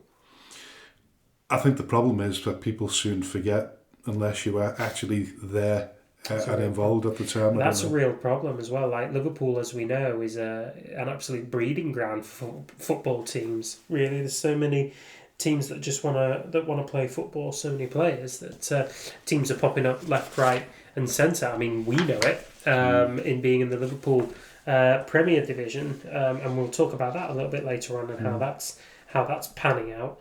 But City Liverpool, South Liverpool, AFC Liverpool, just within the Premier Division alone. That's a lot of demand on Merseyside's. Yeah, my only gripe, and it is a small, minor gripe, is that when these teams set up, I always felt as though, why don't you support one of your teams within Liverpool? Like, Bootle, one of the biggest clubs within the Liverpool area. Yeah. You've got South Liverpool, you mentioned a few. Why not attach yourself to a club that actually needs your support rather than start up right from fresh? And, listen, with Litherland, crikey, there's just a plethora of teams, and that's just in the Premier Division alone. But listen, we'll move on to Division 1 North, and following that great interview with McGull's manager Joey Burns last week, McGull pulled off a magnificent win when they beat Frickley Athletic away from home last Saturday. That must have been one hell of a journey back home on the coach. Oh, I would have thought so. Yeah. We talked about team bonding. Yeah, we very much did, and I think there would have been a lot of that there. So McGull went over to Frickley Athletic in front of a crowd of 152. We talked about the fearsome strike partnership of Darren Brannigan and Jacob Till. Brannigan getting on the score sheet, but Sam Smith kind of stealing the day with 2 goals of his own on a very emphatic 5-1 win for McGull there. So absolutely a big and very enjoyable coach trip back for those guys there. A bit of coach karaoke on the way back, no doubt. Oh God, really? Yeah. Do you reckon? So listen, it was the first qualifying round of the FA Vars on Saturday, so we'll just take a quick look at some of the clubs that fared well. Bearscough managed to beat MSB Walton 4-2 in a crowd of crowd of 113. Christian Makuko, who I think is a fabulous player, he managed to get on the score sheet. Yeah, from what I've heard of the local news article putting that in, I think they say he's a serious talent for the future. He's amazing, absolutely amazing. And believe it or not, he was playing at Garswood last season. Wow, in the West Cheshire League. In the Cheshire League. In the Cheshire League, yes. Yeah, so he's jumped up 2 divisions and he's doing incredibly well there. Yeah. Yeah. So the other teams that progressed within the division, Prestwich Hayes beat 1874 Northwich 2-0 away from home. Abbey Hay lost on penalties to Doncaster City. Alsager progressed with a 2-1 win. Barnoldswick beat Birdley Town 3-2. Pilkington unfortunately lost to Brigg Town. Charnock Richard beat Ashton Athletic, no surprise there. Crowell Colts, Crowell. They beat. It's definitely Crowell. Crowell. Oh, you know, because you were. My mum used to work in Crowell. Crowell. Okay. They managed to beat Main Road 2-0. Yeah. Exton Villa beat Worsborough Bridge Athletic 2-1. Local lad Raj Uppal, he managed to get them off to a 32-minute start with a goal. Lewis Swarbrick scored the decisive goal in the 86th minute because Keelan Grist had he'd opened the scoring actually. So opened the scoring for Exton came from behind, yes. FC St Helens, they lost to Penistone Church 4-3 on penalties. Yeah. As we mentioned, McGull managed to beat Frickley Athletic. Fulwood Amateurs beat AFC Liverpool on penalties 3-2. Garstang beat Prudo Youth. Unfortunately, Glossop North End lost to Bacup Borough, so it's been a miserable weekend for them. That was on penalties. Decent win for Bacup because they've not had... I don't think they played a league game yet, have they? Because they haven't. Their clubhouse is getting rebuilt. Exactly, yeah. So they've is that the reason why they've not played? It is, yeah. It's either their clubhouse or it's their pitch. It's one of the two.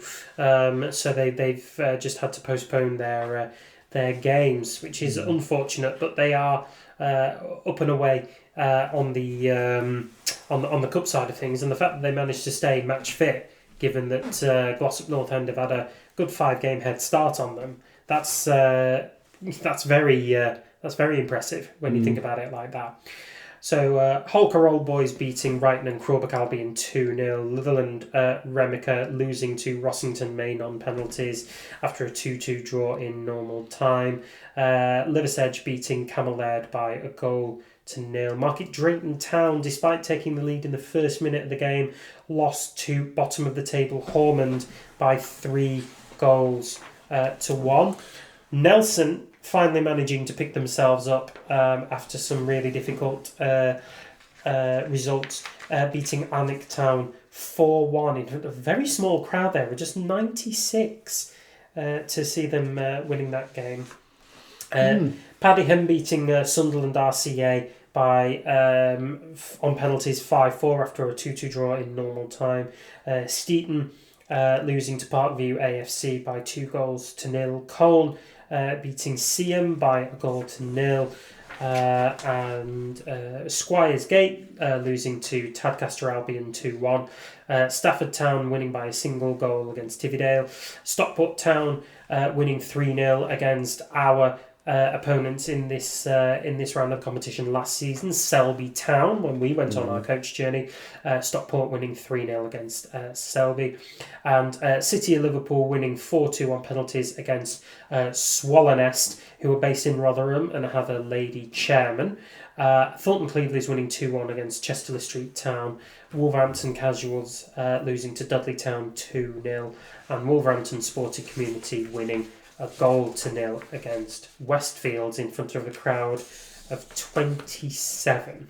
And just briefly hitting on the Edward Chase Cup, which started on the 26th, Tuesday. Yep. Fulwood Amateurs beat Seaton away from home. Bit of a shock result there. Very impressive. For them, very impressive. Folleymere beat Allscott Heath 3-2. And Wolverhampton Sporting Community beat Shawbury United on their travels 3-1. Although it says community on penalties. That doesn't make any sense. Oh, don't ask. No, I don't know what happened there. Anyway. But anyway, let's briefly look at the tables as we round up the Northwest counties. Obviously, no changes in the Division 1 North and Division 1 South. They didn't play. No, so Telford is still top in the Division 1 South, with Runcorn Town sitting in second place, and it's McGull and Steeton respectively in Division 1 North. Yeah. Right, so AJ, we move on to the predictions part of the show and the fixtures for the weekend. We do. Starting tonight, of course, because we're recording on Wednesday nights.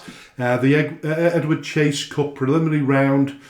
South between Telford Town and Hoffman. Oh, God, we will never figure that out. No, I was going to Google that, but I didn't get the chance because my electricity's been off all day.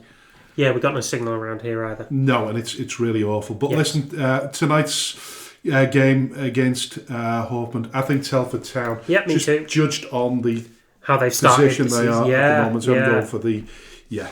Listen, the interesting one, the biggest game of the weekend, there's absolutely no doubt about it, are the games that the Northwest counties are involved in the first qualifying round of the FA Cup. And at the top of that one is Atherton LR against Atherton Collieries at Crilly Park. That is an amazing fixture. Huge game.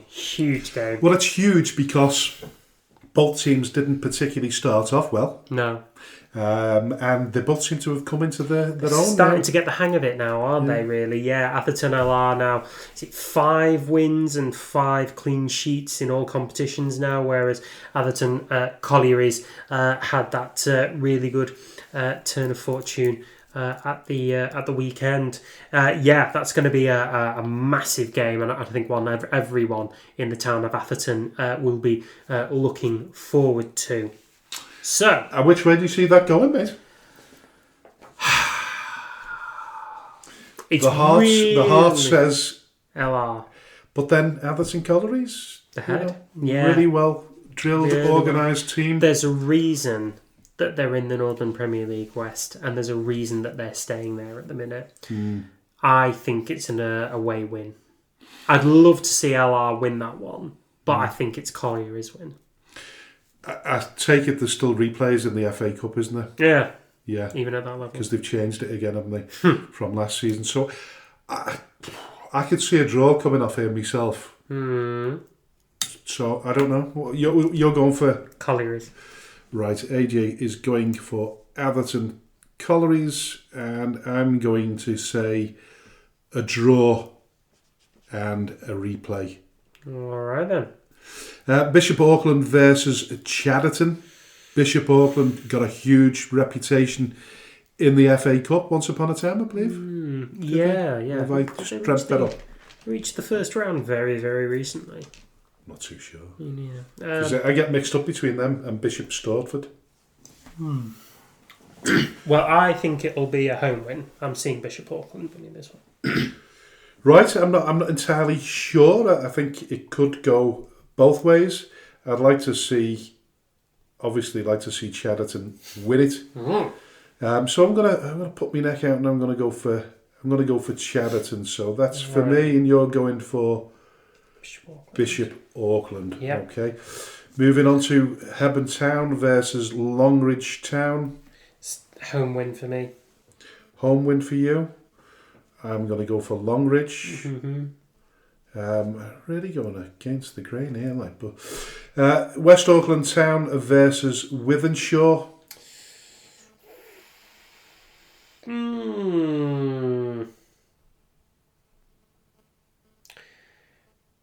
Home win, I think. Home win? Yep. For West Auckland Town. I'm going for Wythenshawe. So we're going really against each other here, aren't we? We are. And we need to look at what results we had last week, by the way. Well, yeah, I mean, all of mine are actually spoken. I didn't write them down because we were remote. I wrote them down. Listen, just going back to Bishop Auckland, by the way, their best performance in the FA Cup came in the 4th round. What? In 1954-55 season.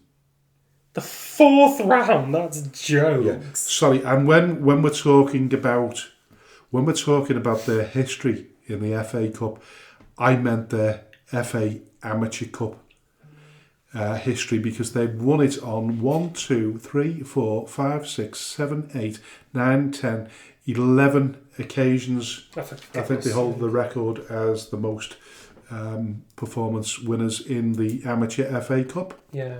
Amazing. God. So okay, we've got slightly off the ball here. Yeah. Westonsbury and Chorlton versus Runcorn Linnets. It's a great game. Great game. I think it's going to be a close one. It's going to be a big crowd. Big crowd, absolutely. I'm seeing 1,000+ going there. Yeah. Totally I don't think it'll be a close one, unfortunately. I think Runcorn Linnets have the win here. Well, I'm going to go with you on that one. I'm going to go for Runcorn myself. Finally, we agree on something. Yeah. So, the fixture list takes us away from the Emirates FA Cup first qualifying round now and takes us to the more domestic competitions. So we start in the North West Counties Premier Division. AFC Liverpool versus City of Liverpool. What a good derby. Well, yeah, that's an amazing one. That, I mean, expecting a big gate for that one, I would imagine. You would hope so, wouldn't you, really? Given there's got to be more City of Liverpool fans based in Liverpool. It will be the first time, I would imagine, that they've... Oh, no, it wouldn't be the first time they've competitively played in the same division, because, well, I don't know. Yeah, they must have played each other in the league before. Yeah. So where are you going there for that one? AFC Liverpool... I'm going AFC Liverpool. I'm going AFC Liverpool as well. Right. Bearscough versus FC St Helens. It's a good local derby, that one. I'm going for Bearscough. Me too. Yeah. Charnock Richard versus Abbey Hay. Draw. I'm going for Abbey Hay. Glossop North End versus South Liverpool. I'm backing Brodie on this one. Home win. Yeah. I want him to get his first home win of the season. Yeah, and I'm just beginning to wonder whether these are must-win games for him coming already? Up. So, yeah. I mean, their expectations were really high, to be competing for the playoffs. Yeah. So I'm not suggesting that that the revolving door is started moving, but listen. Yeah. You don't know who the first casualties are going to be in the managerial merry-go-round. True. Anyway, Litherland Remica versus Earlham. I think win. Earlham are going to win that. Yeah. Pilks versus Barnoldswick Town. I'm going for Barnoldswick Town. I'm going to say a draw on this one. You're going for a draw. Prestwich Hayes versus Cheadle Town. Away win. Yeah, I'm with you on that one. Stockport Town versus Exton Villa. Draw. You know what? I'll go for the draw as well. FC Isle of Man versus Padiham. Padiham all day long. Yeah. First Division North. Ashton Athletic versus Drorsden. So normally would have said Drorsden with sort of immediacy. You'd have normally said nailed on, wouldn't it? But they've not made the best start to the season. I do think though that they will. I do think that they'll be fine against Ashton Athletic, and that's no disrespect to the Broxteeds Park outfit. I just think Drorsden have a bit too much quality in the tank. Right, okay. We're going for Drorsden. Both agree on that. Ashton Town versus Bacup Borough. I think Ashton Town will win that. I think Ashton Town too. Yeah, definitely. Cone versus Garstang. That's a really bizarre one, that. It's normally not much separating the two. just goal difference. They're both on 4 points. Both had a difficult start. Cone have played one game less. I'm going for Cone. I'm going to say a draw. And your AJ is going for a draw. Darwin versus AFC Blackpool. Home win. Yeah, I'm going for Darwin as well. Fulwood Amateurs versus Daisy Hill. Well, listen, we were going to talk about Daisy Hill, weren't we? Yeah, we were. Not exactly set the place alight with their big social media following, are they?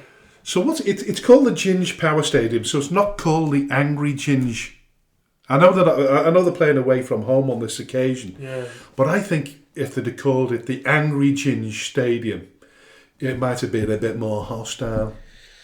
Potentially. A bit more sort of fighting spirit into it. But I mean, there's some decent turnouts for their games every so often, but they're not consistent, really. And the team themselves aren't really playing to strength either. They're sitting 15th in the table out of 18 teams.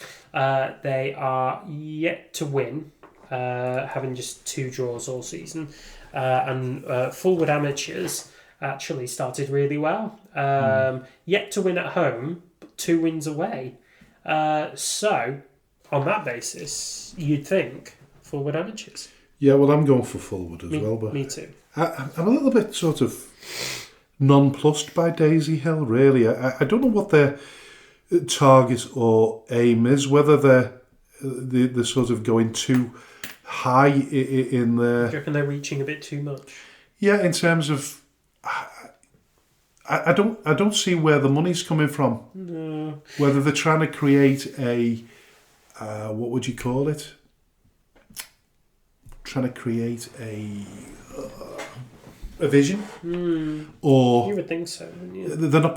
You expect that they're bringing a little bit more money to the table. Are they actually bringing any money to the table? I would think they. Well, not necessarily. I think what they're trying to do is they're trying to spread their vision around people who are like-minded. So we know that the 2 guys who are very much involved in this are YouTubers. And I think they are trying to spread the influence around to other YouTubers to then buy into the club more.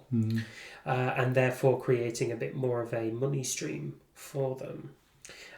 From what I gather, their live streams are actually enormous, and when they do stream their games, they get a lot of people tuning in on YouTube to watch them, but it's not really reflective in them turning up to the actual stadium and paying a ticket. But what starts out maybe as a social media dream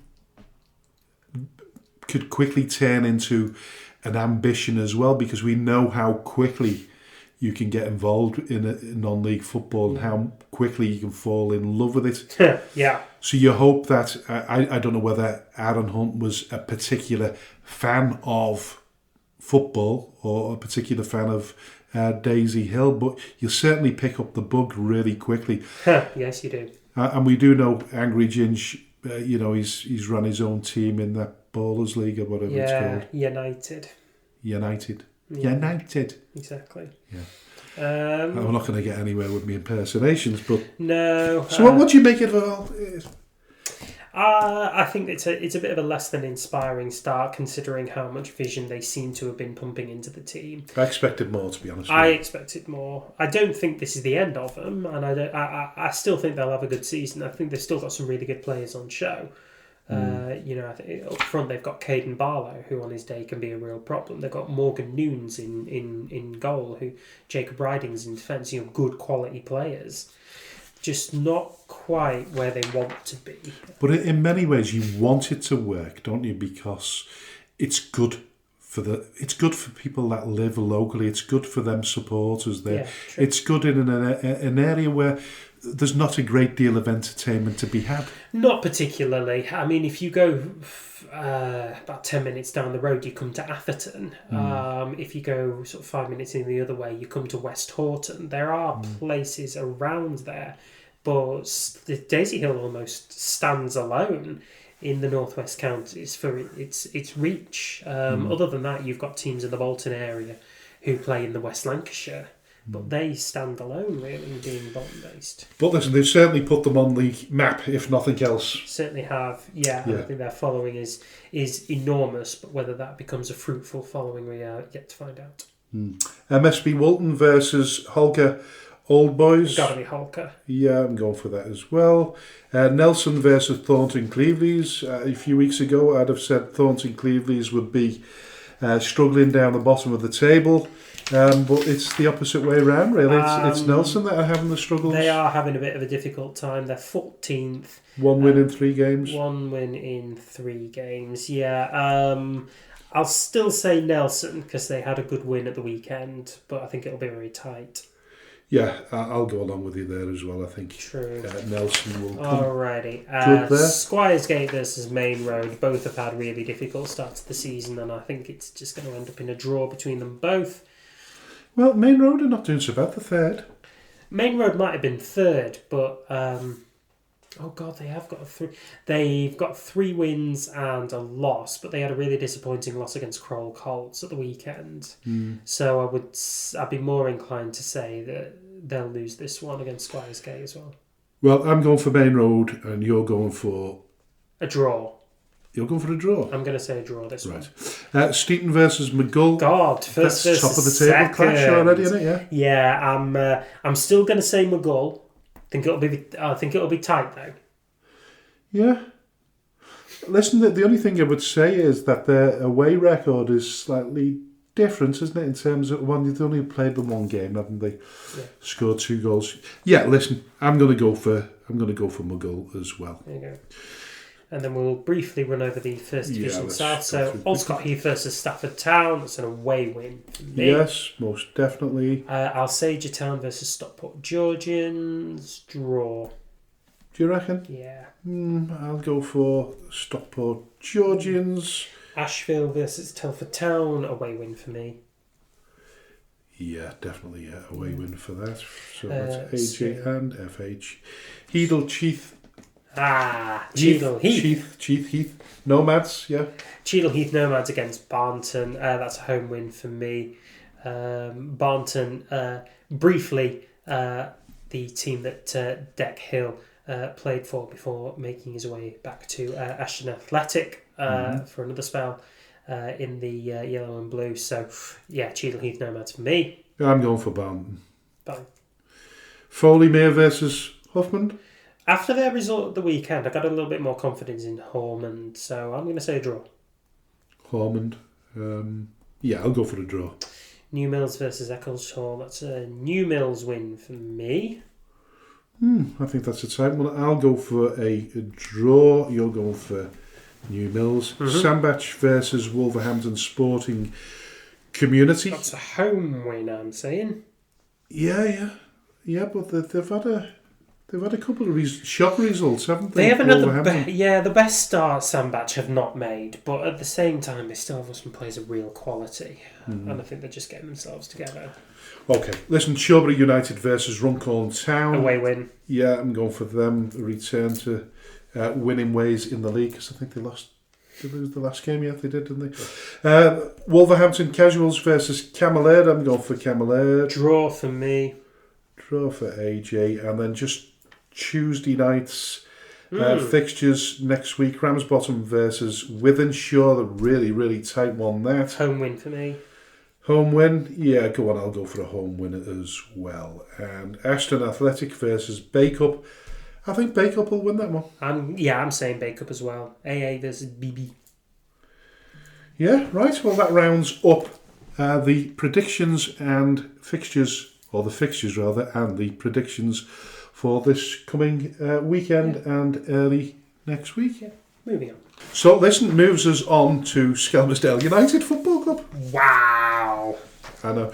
What an amazing weekend in more ways than one. Absolutely stunning. Now, for those of you who are unfamiliar with me and my journey through Skelmersdale, and I don't know that many of you who aren't already, I've only been at the club now for about 15 months. I've seen Skelmersdale United win 2 games, and they were both by a single goal. I saw Skem win by 7 goals to 2 against FC King Harry at the weekend. What a wonderful game that was to see. Unfortunately, at the end of the game, we heard rumours that King Harry would fold. We didn't know whether it was true. but it was made official on Monday. So it means that all points accrued against King Harry have now been annulled and confiscated. So it no longer exists. So it took a bit of the shine off the 7-2 win. I think it's probably the biggest win Scam United Football Club have had in several years. But it's a little bit of a, well, it could only happen to Scam. Yeah, I think a few people have said that already, that unfortunately, we could have done with a little bit of luck there. But we have to take the positives out. We do have to take the positives, and I think there are a few of them, and I was explaining this to people as best as I could. Number one, the performance merited the result, but the performances will stay. And we'll carry on these performances into the friendly game at the weekend that we've got against Newborough, and then in the showdown game that we've got next Saturday, which I think is against Sefton Athletic, is it? Sefton Athletic, who we do expect a full challenge from them. Yeah. But the other aspect of it is that other teams who were maybe expecting a field day against King Harry for an extra 3 points won't get those either.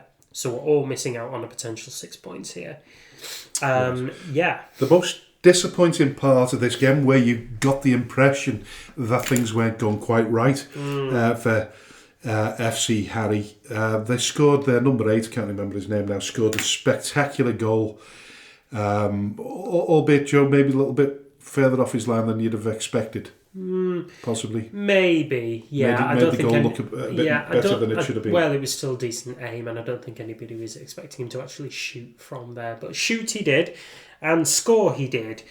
And he then followed that up by shouting, "See you lads, I'm off," and running straight off the pitch. So he jumped right over the fence. Yes, he did. And he headed for the changing rooms. The referee chased him.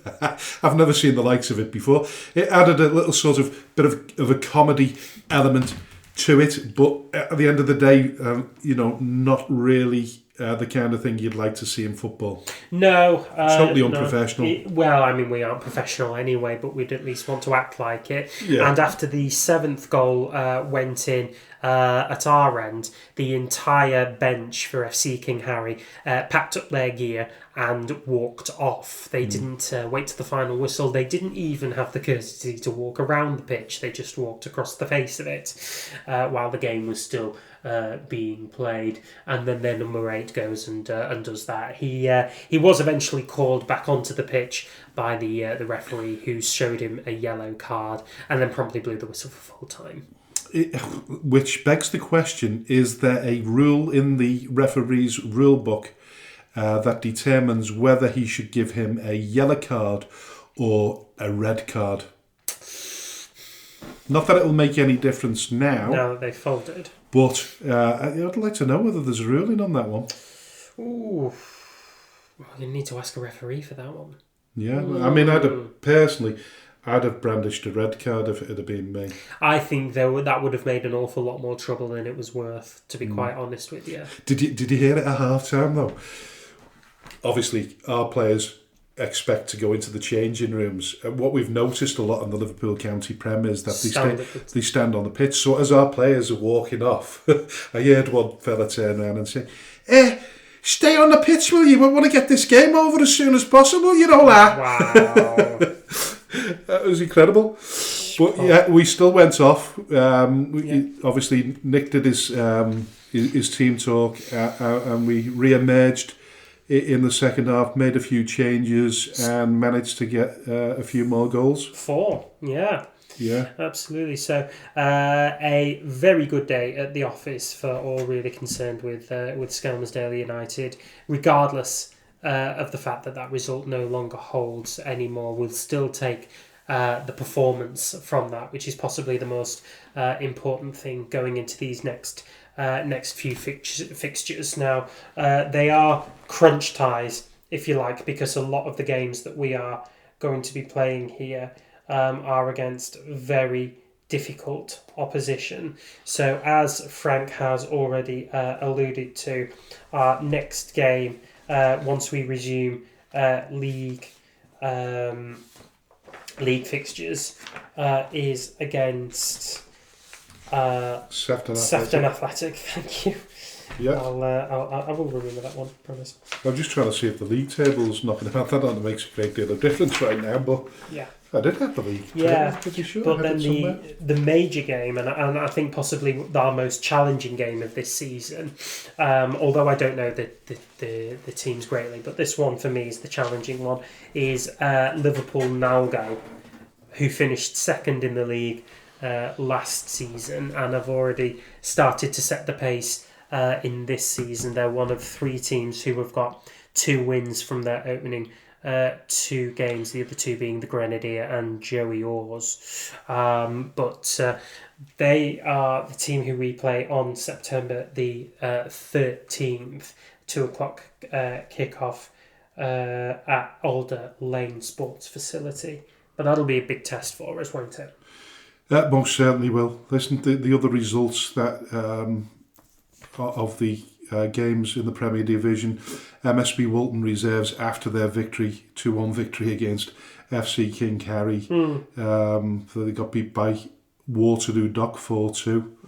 So a bit of a double-edged disappointment for them, considering they'd managed to beat Joey Oars, who finished in 3rd place, did they last season? 5th or 3rd, one of the No, it was 5th because King Harry finished 3rd, which was why it was all the more impressive a result. That's when we had done it. Yeah. Now, many people believe Halewood Apollo are one of the favourites to win the division this season, but Sefton Athletic, who are our next opponents, managed to beat them 5-0 away from home. Yeah, they certainly did. Yeah, it was a very good day at the office for Sefton Athletic. There, they are a team that I think we would probably look at with some concern. A real good outfit. I think finished 4th in the league last season.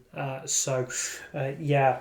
Good day at the office. You can't really say there's going to be any easy games. We don't know what we're heading towards, do we? But we don't. Listen, Liver Academy lost 2-1 to Grenadier, the Grenadier.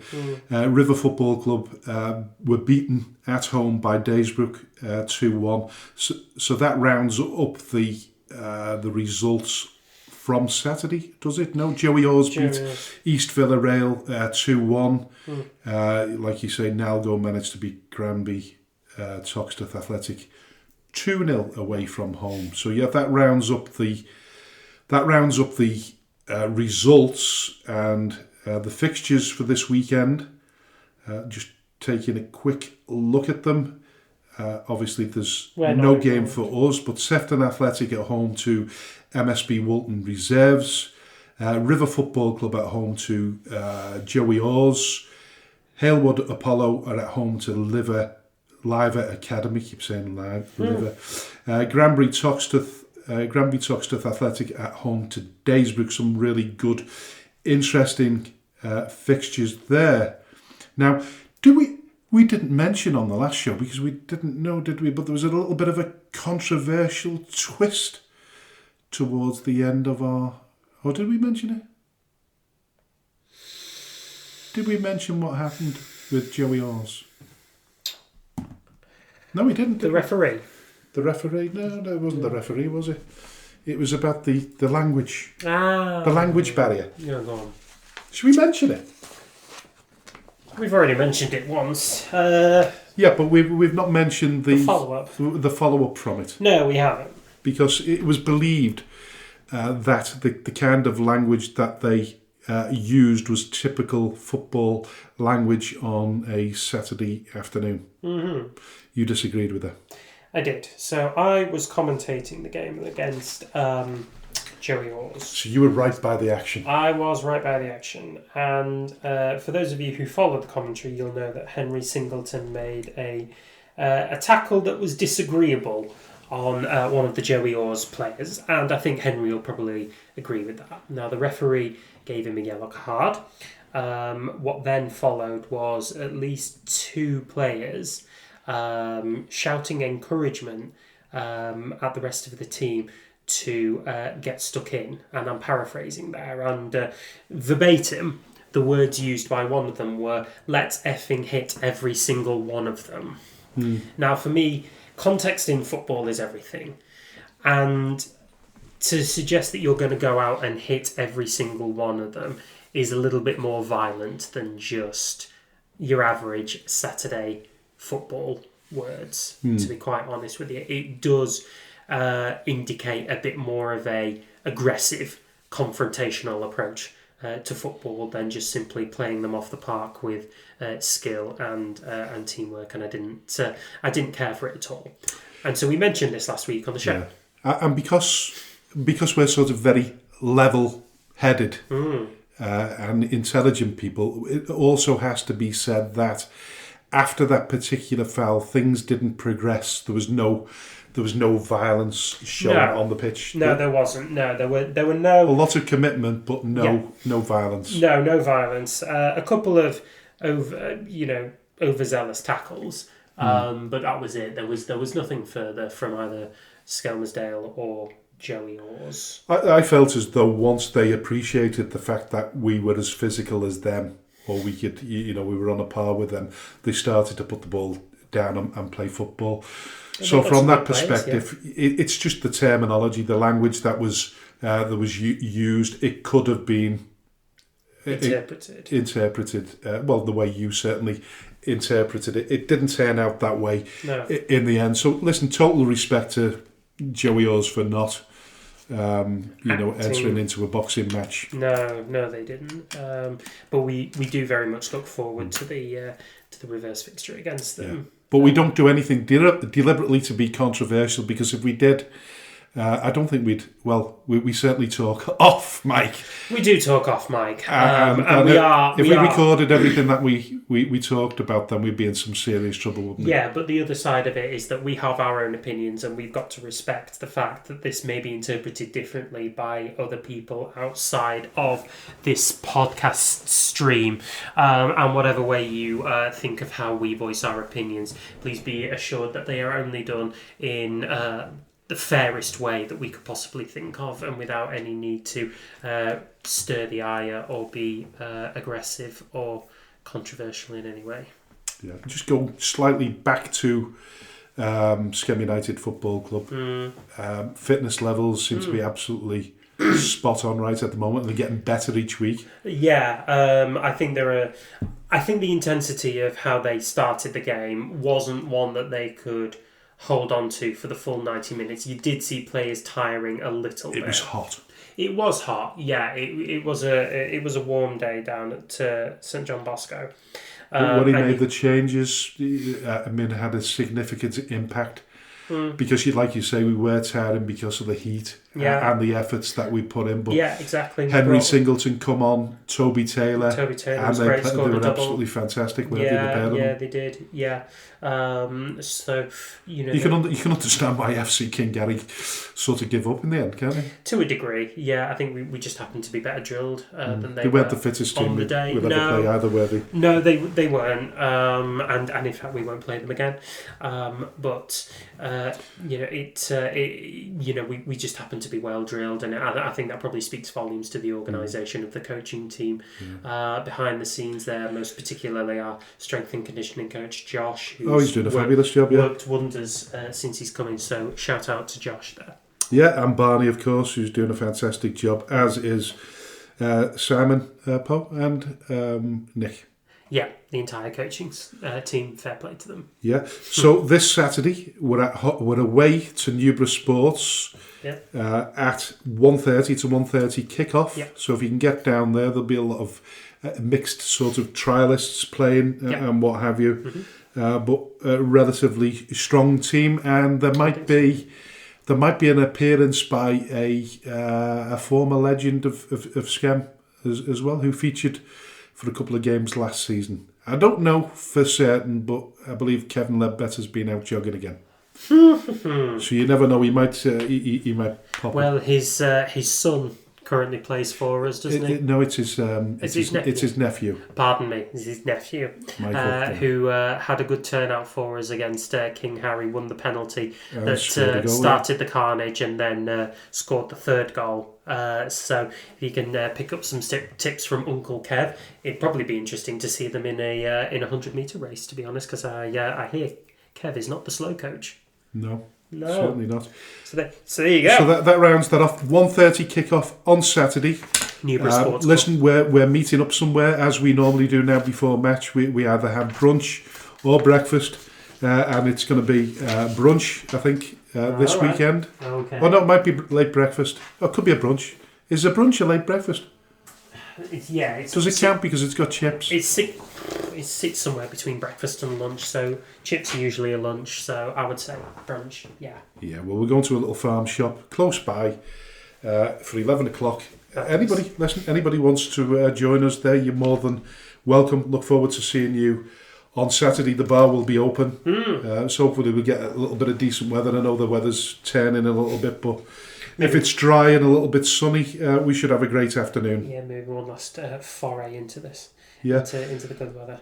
The only good news that we should be able to reveal within the next week or so is that we've managed to secure a front of shirt sponsor. We're not going to mention names yet.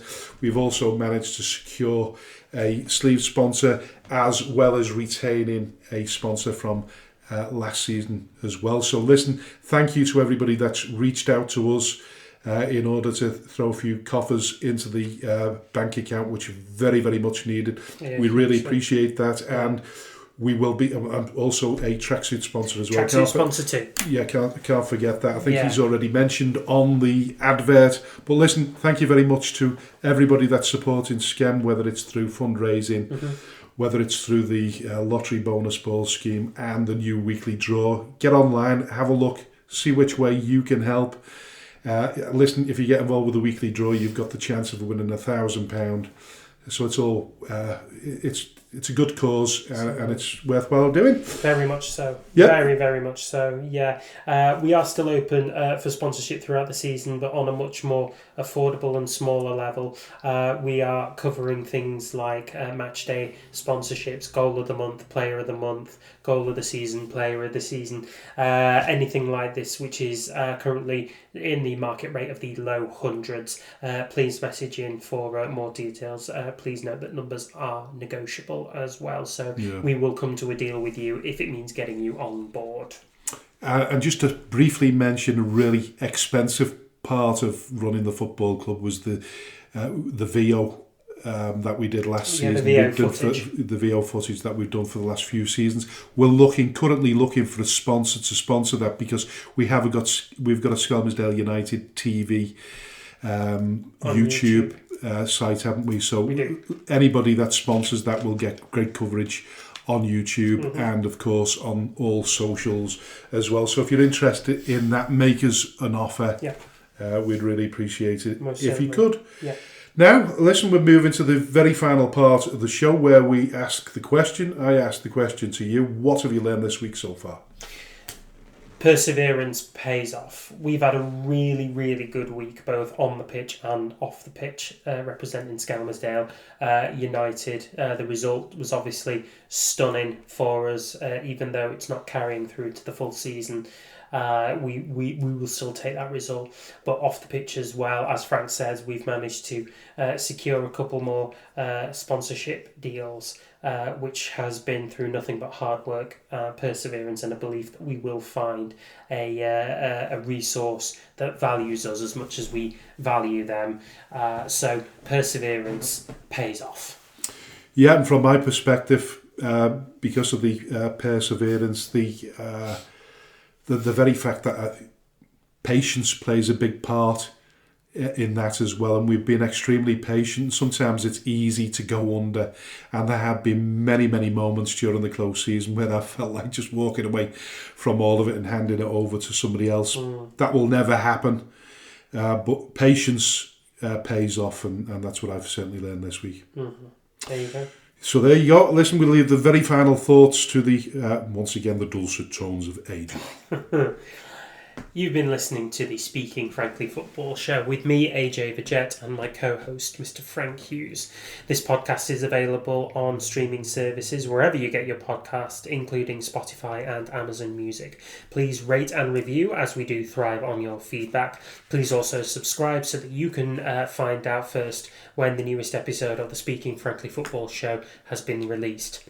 We are also available on social media sites, most prevalently X and Facebook, under the banner term Speaking Frankly Football Show. And so from myself and Frank, we will see you next week for another episode of the show. Until then, bye-bye for now.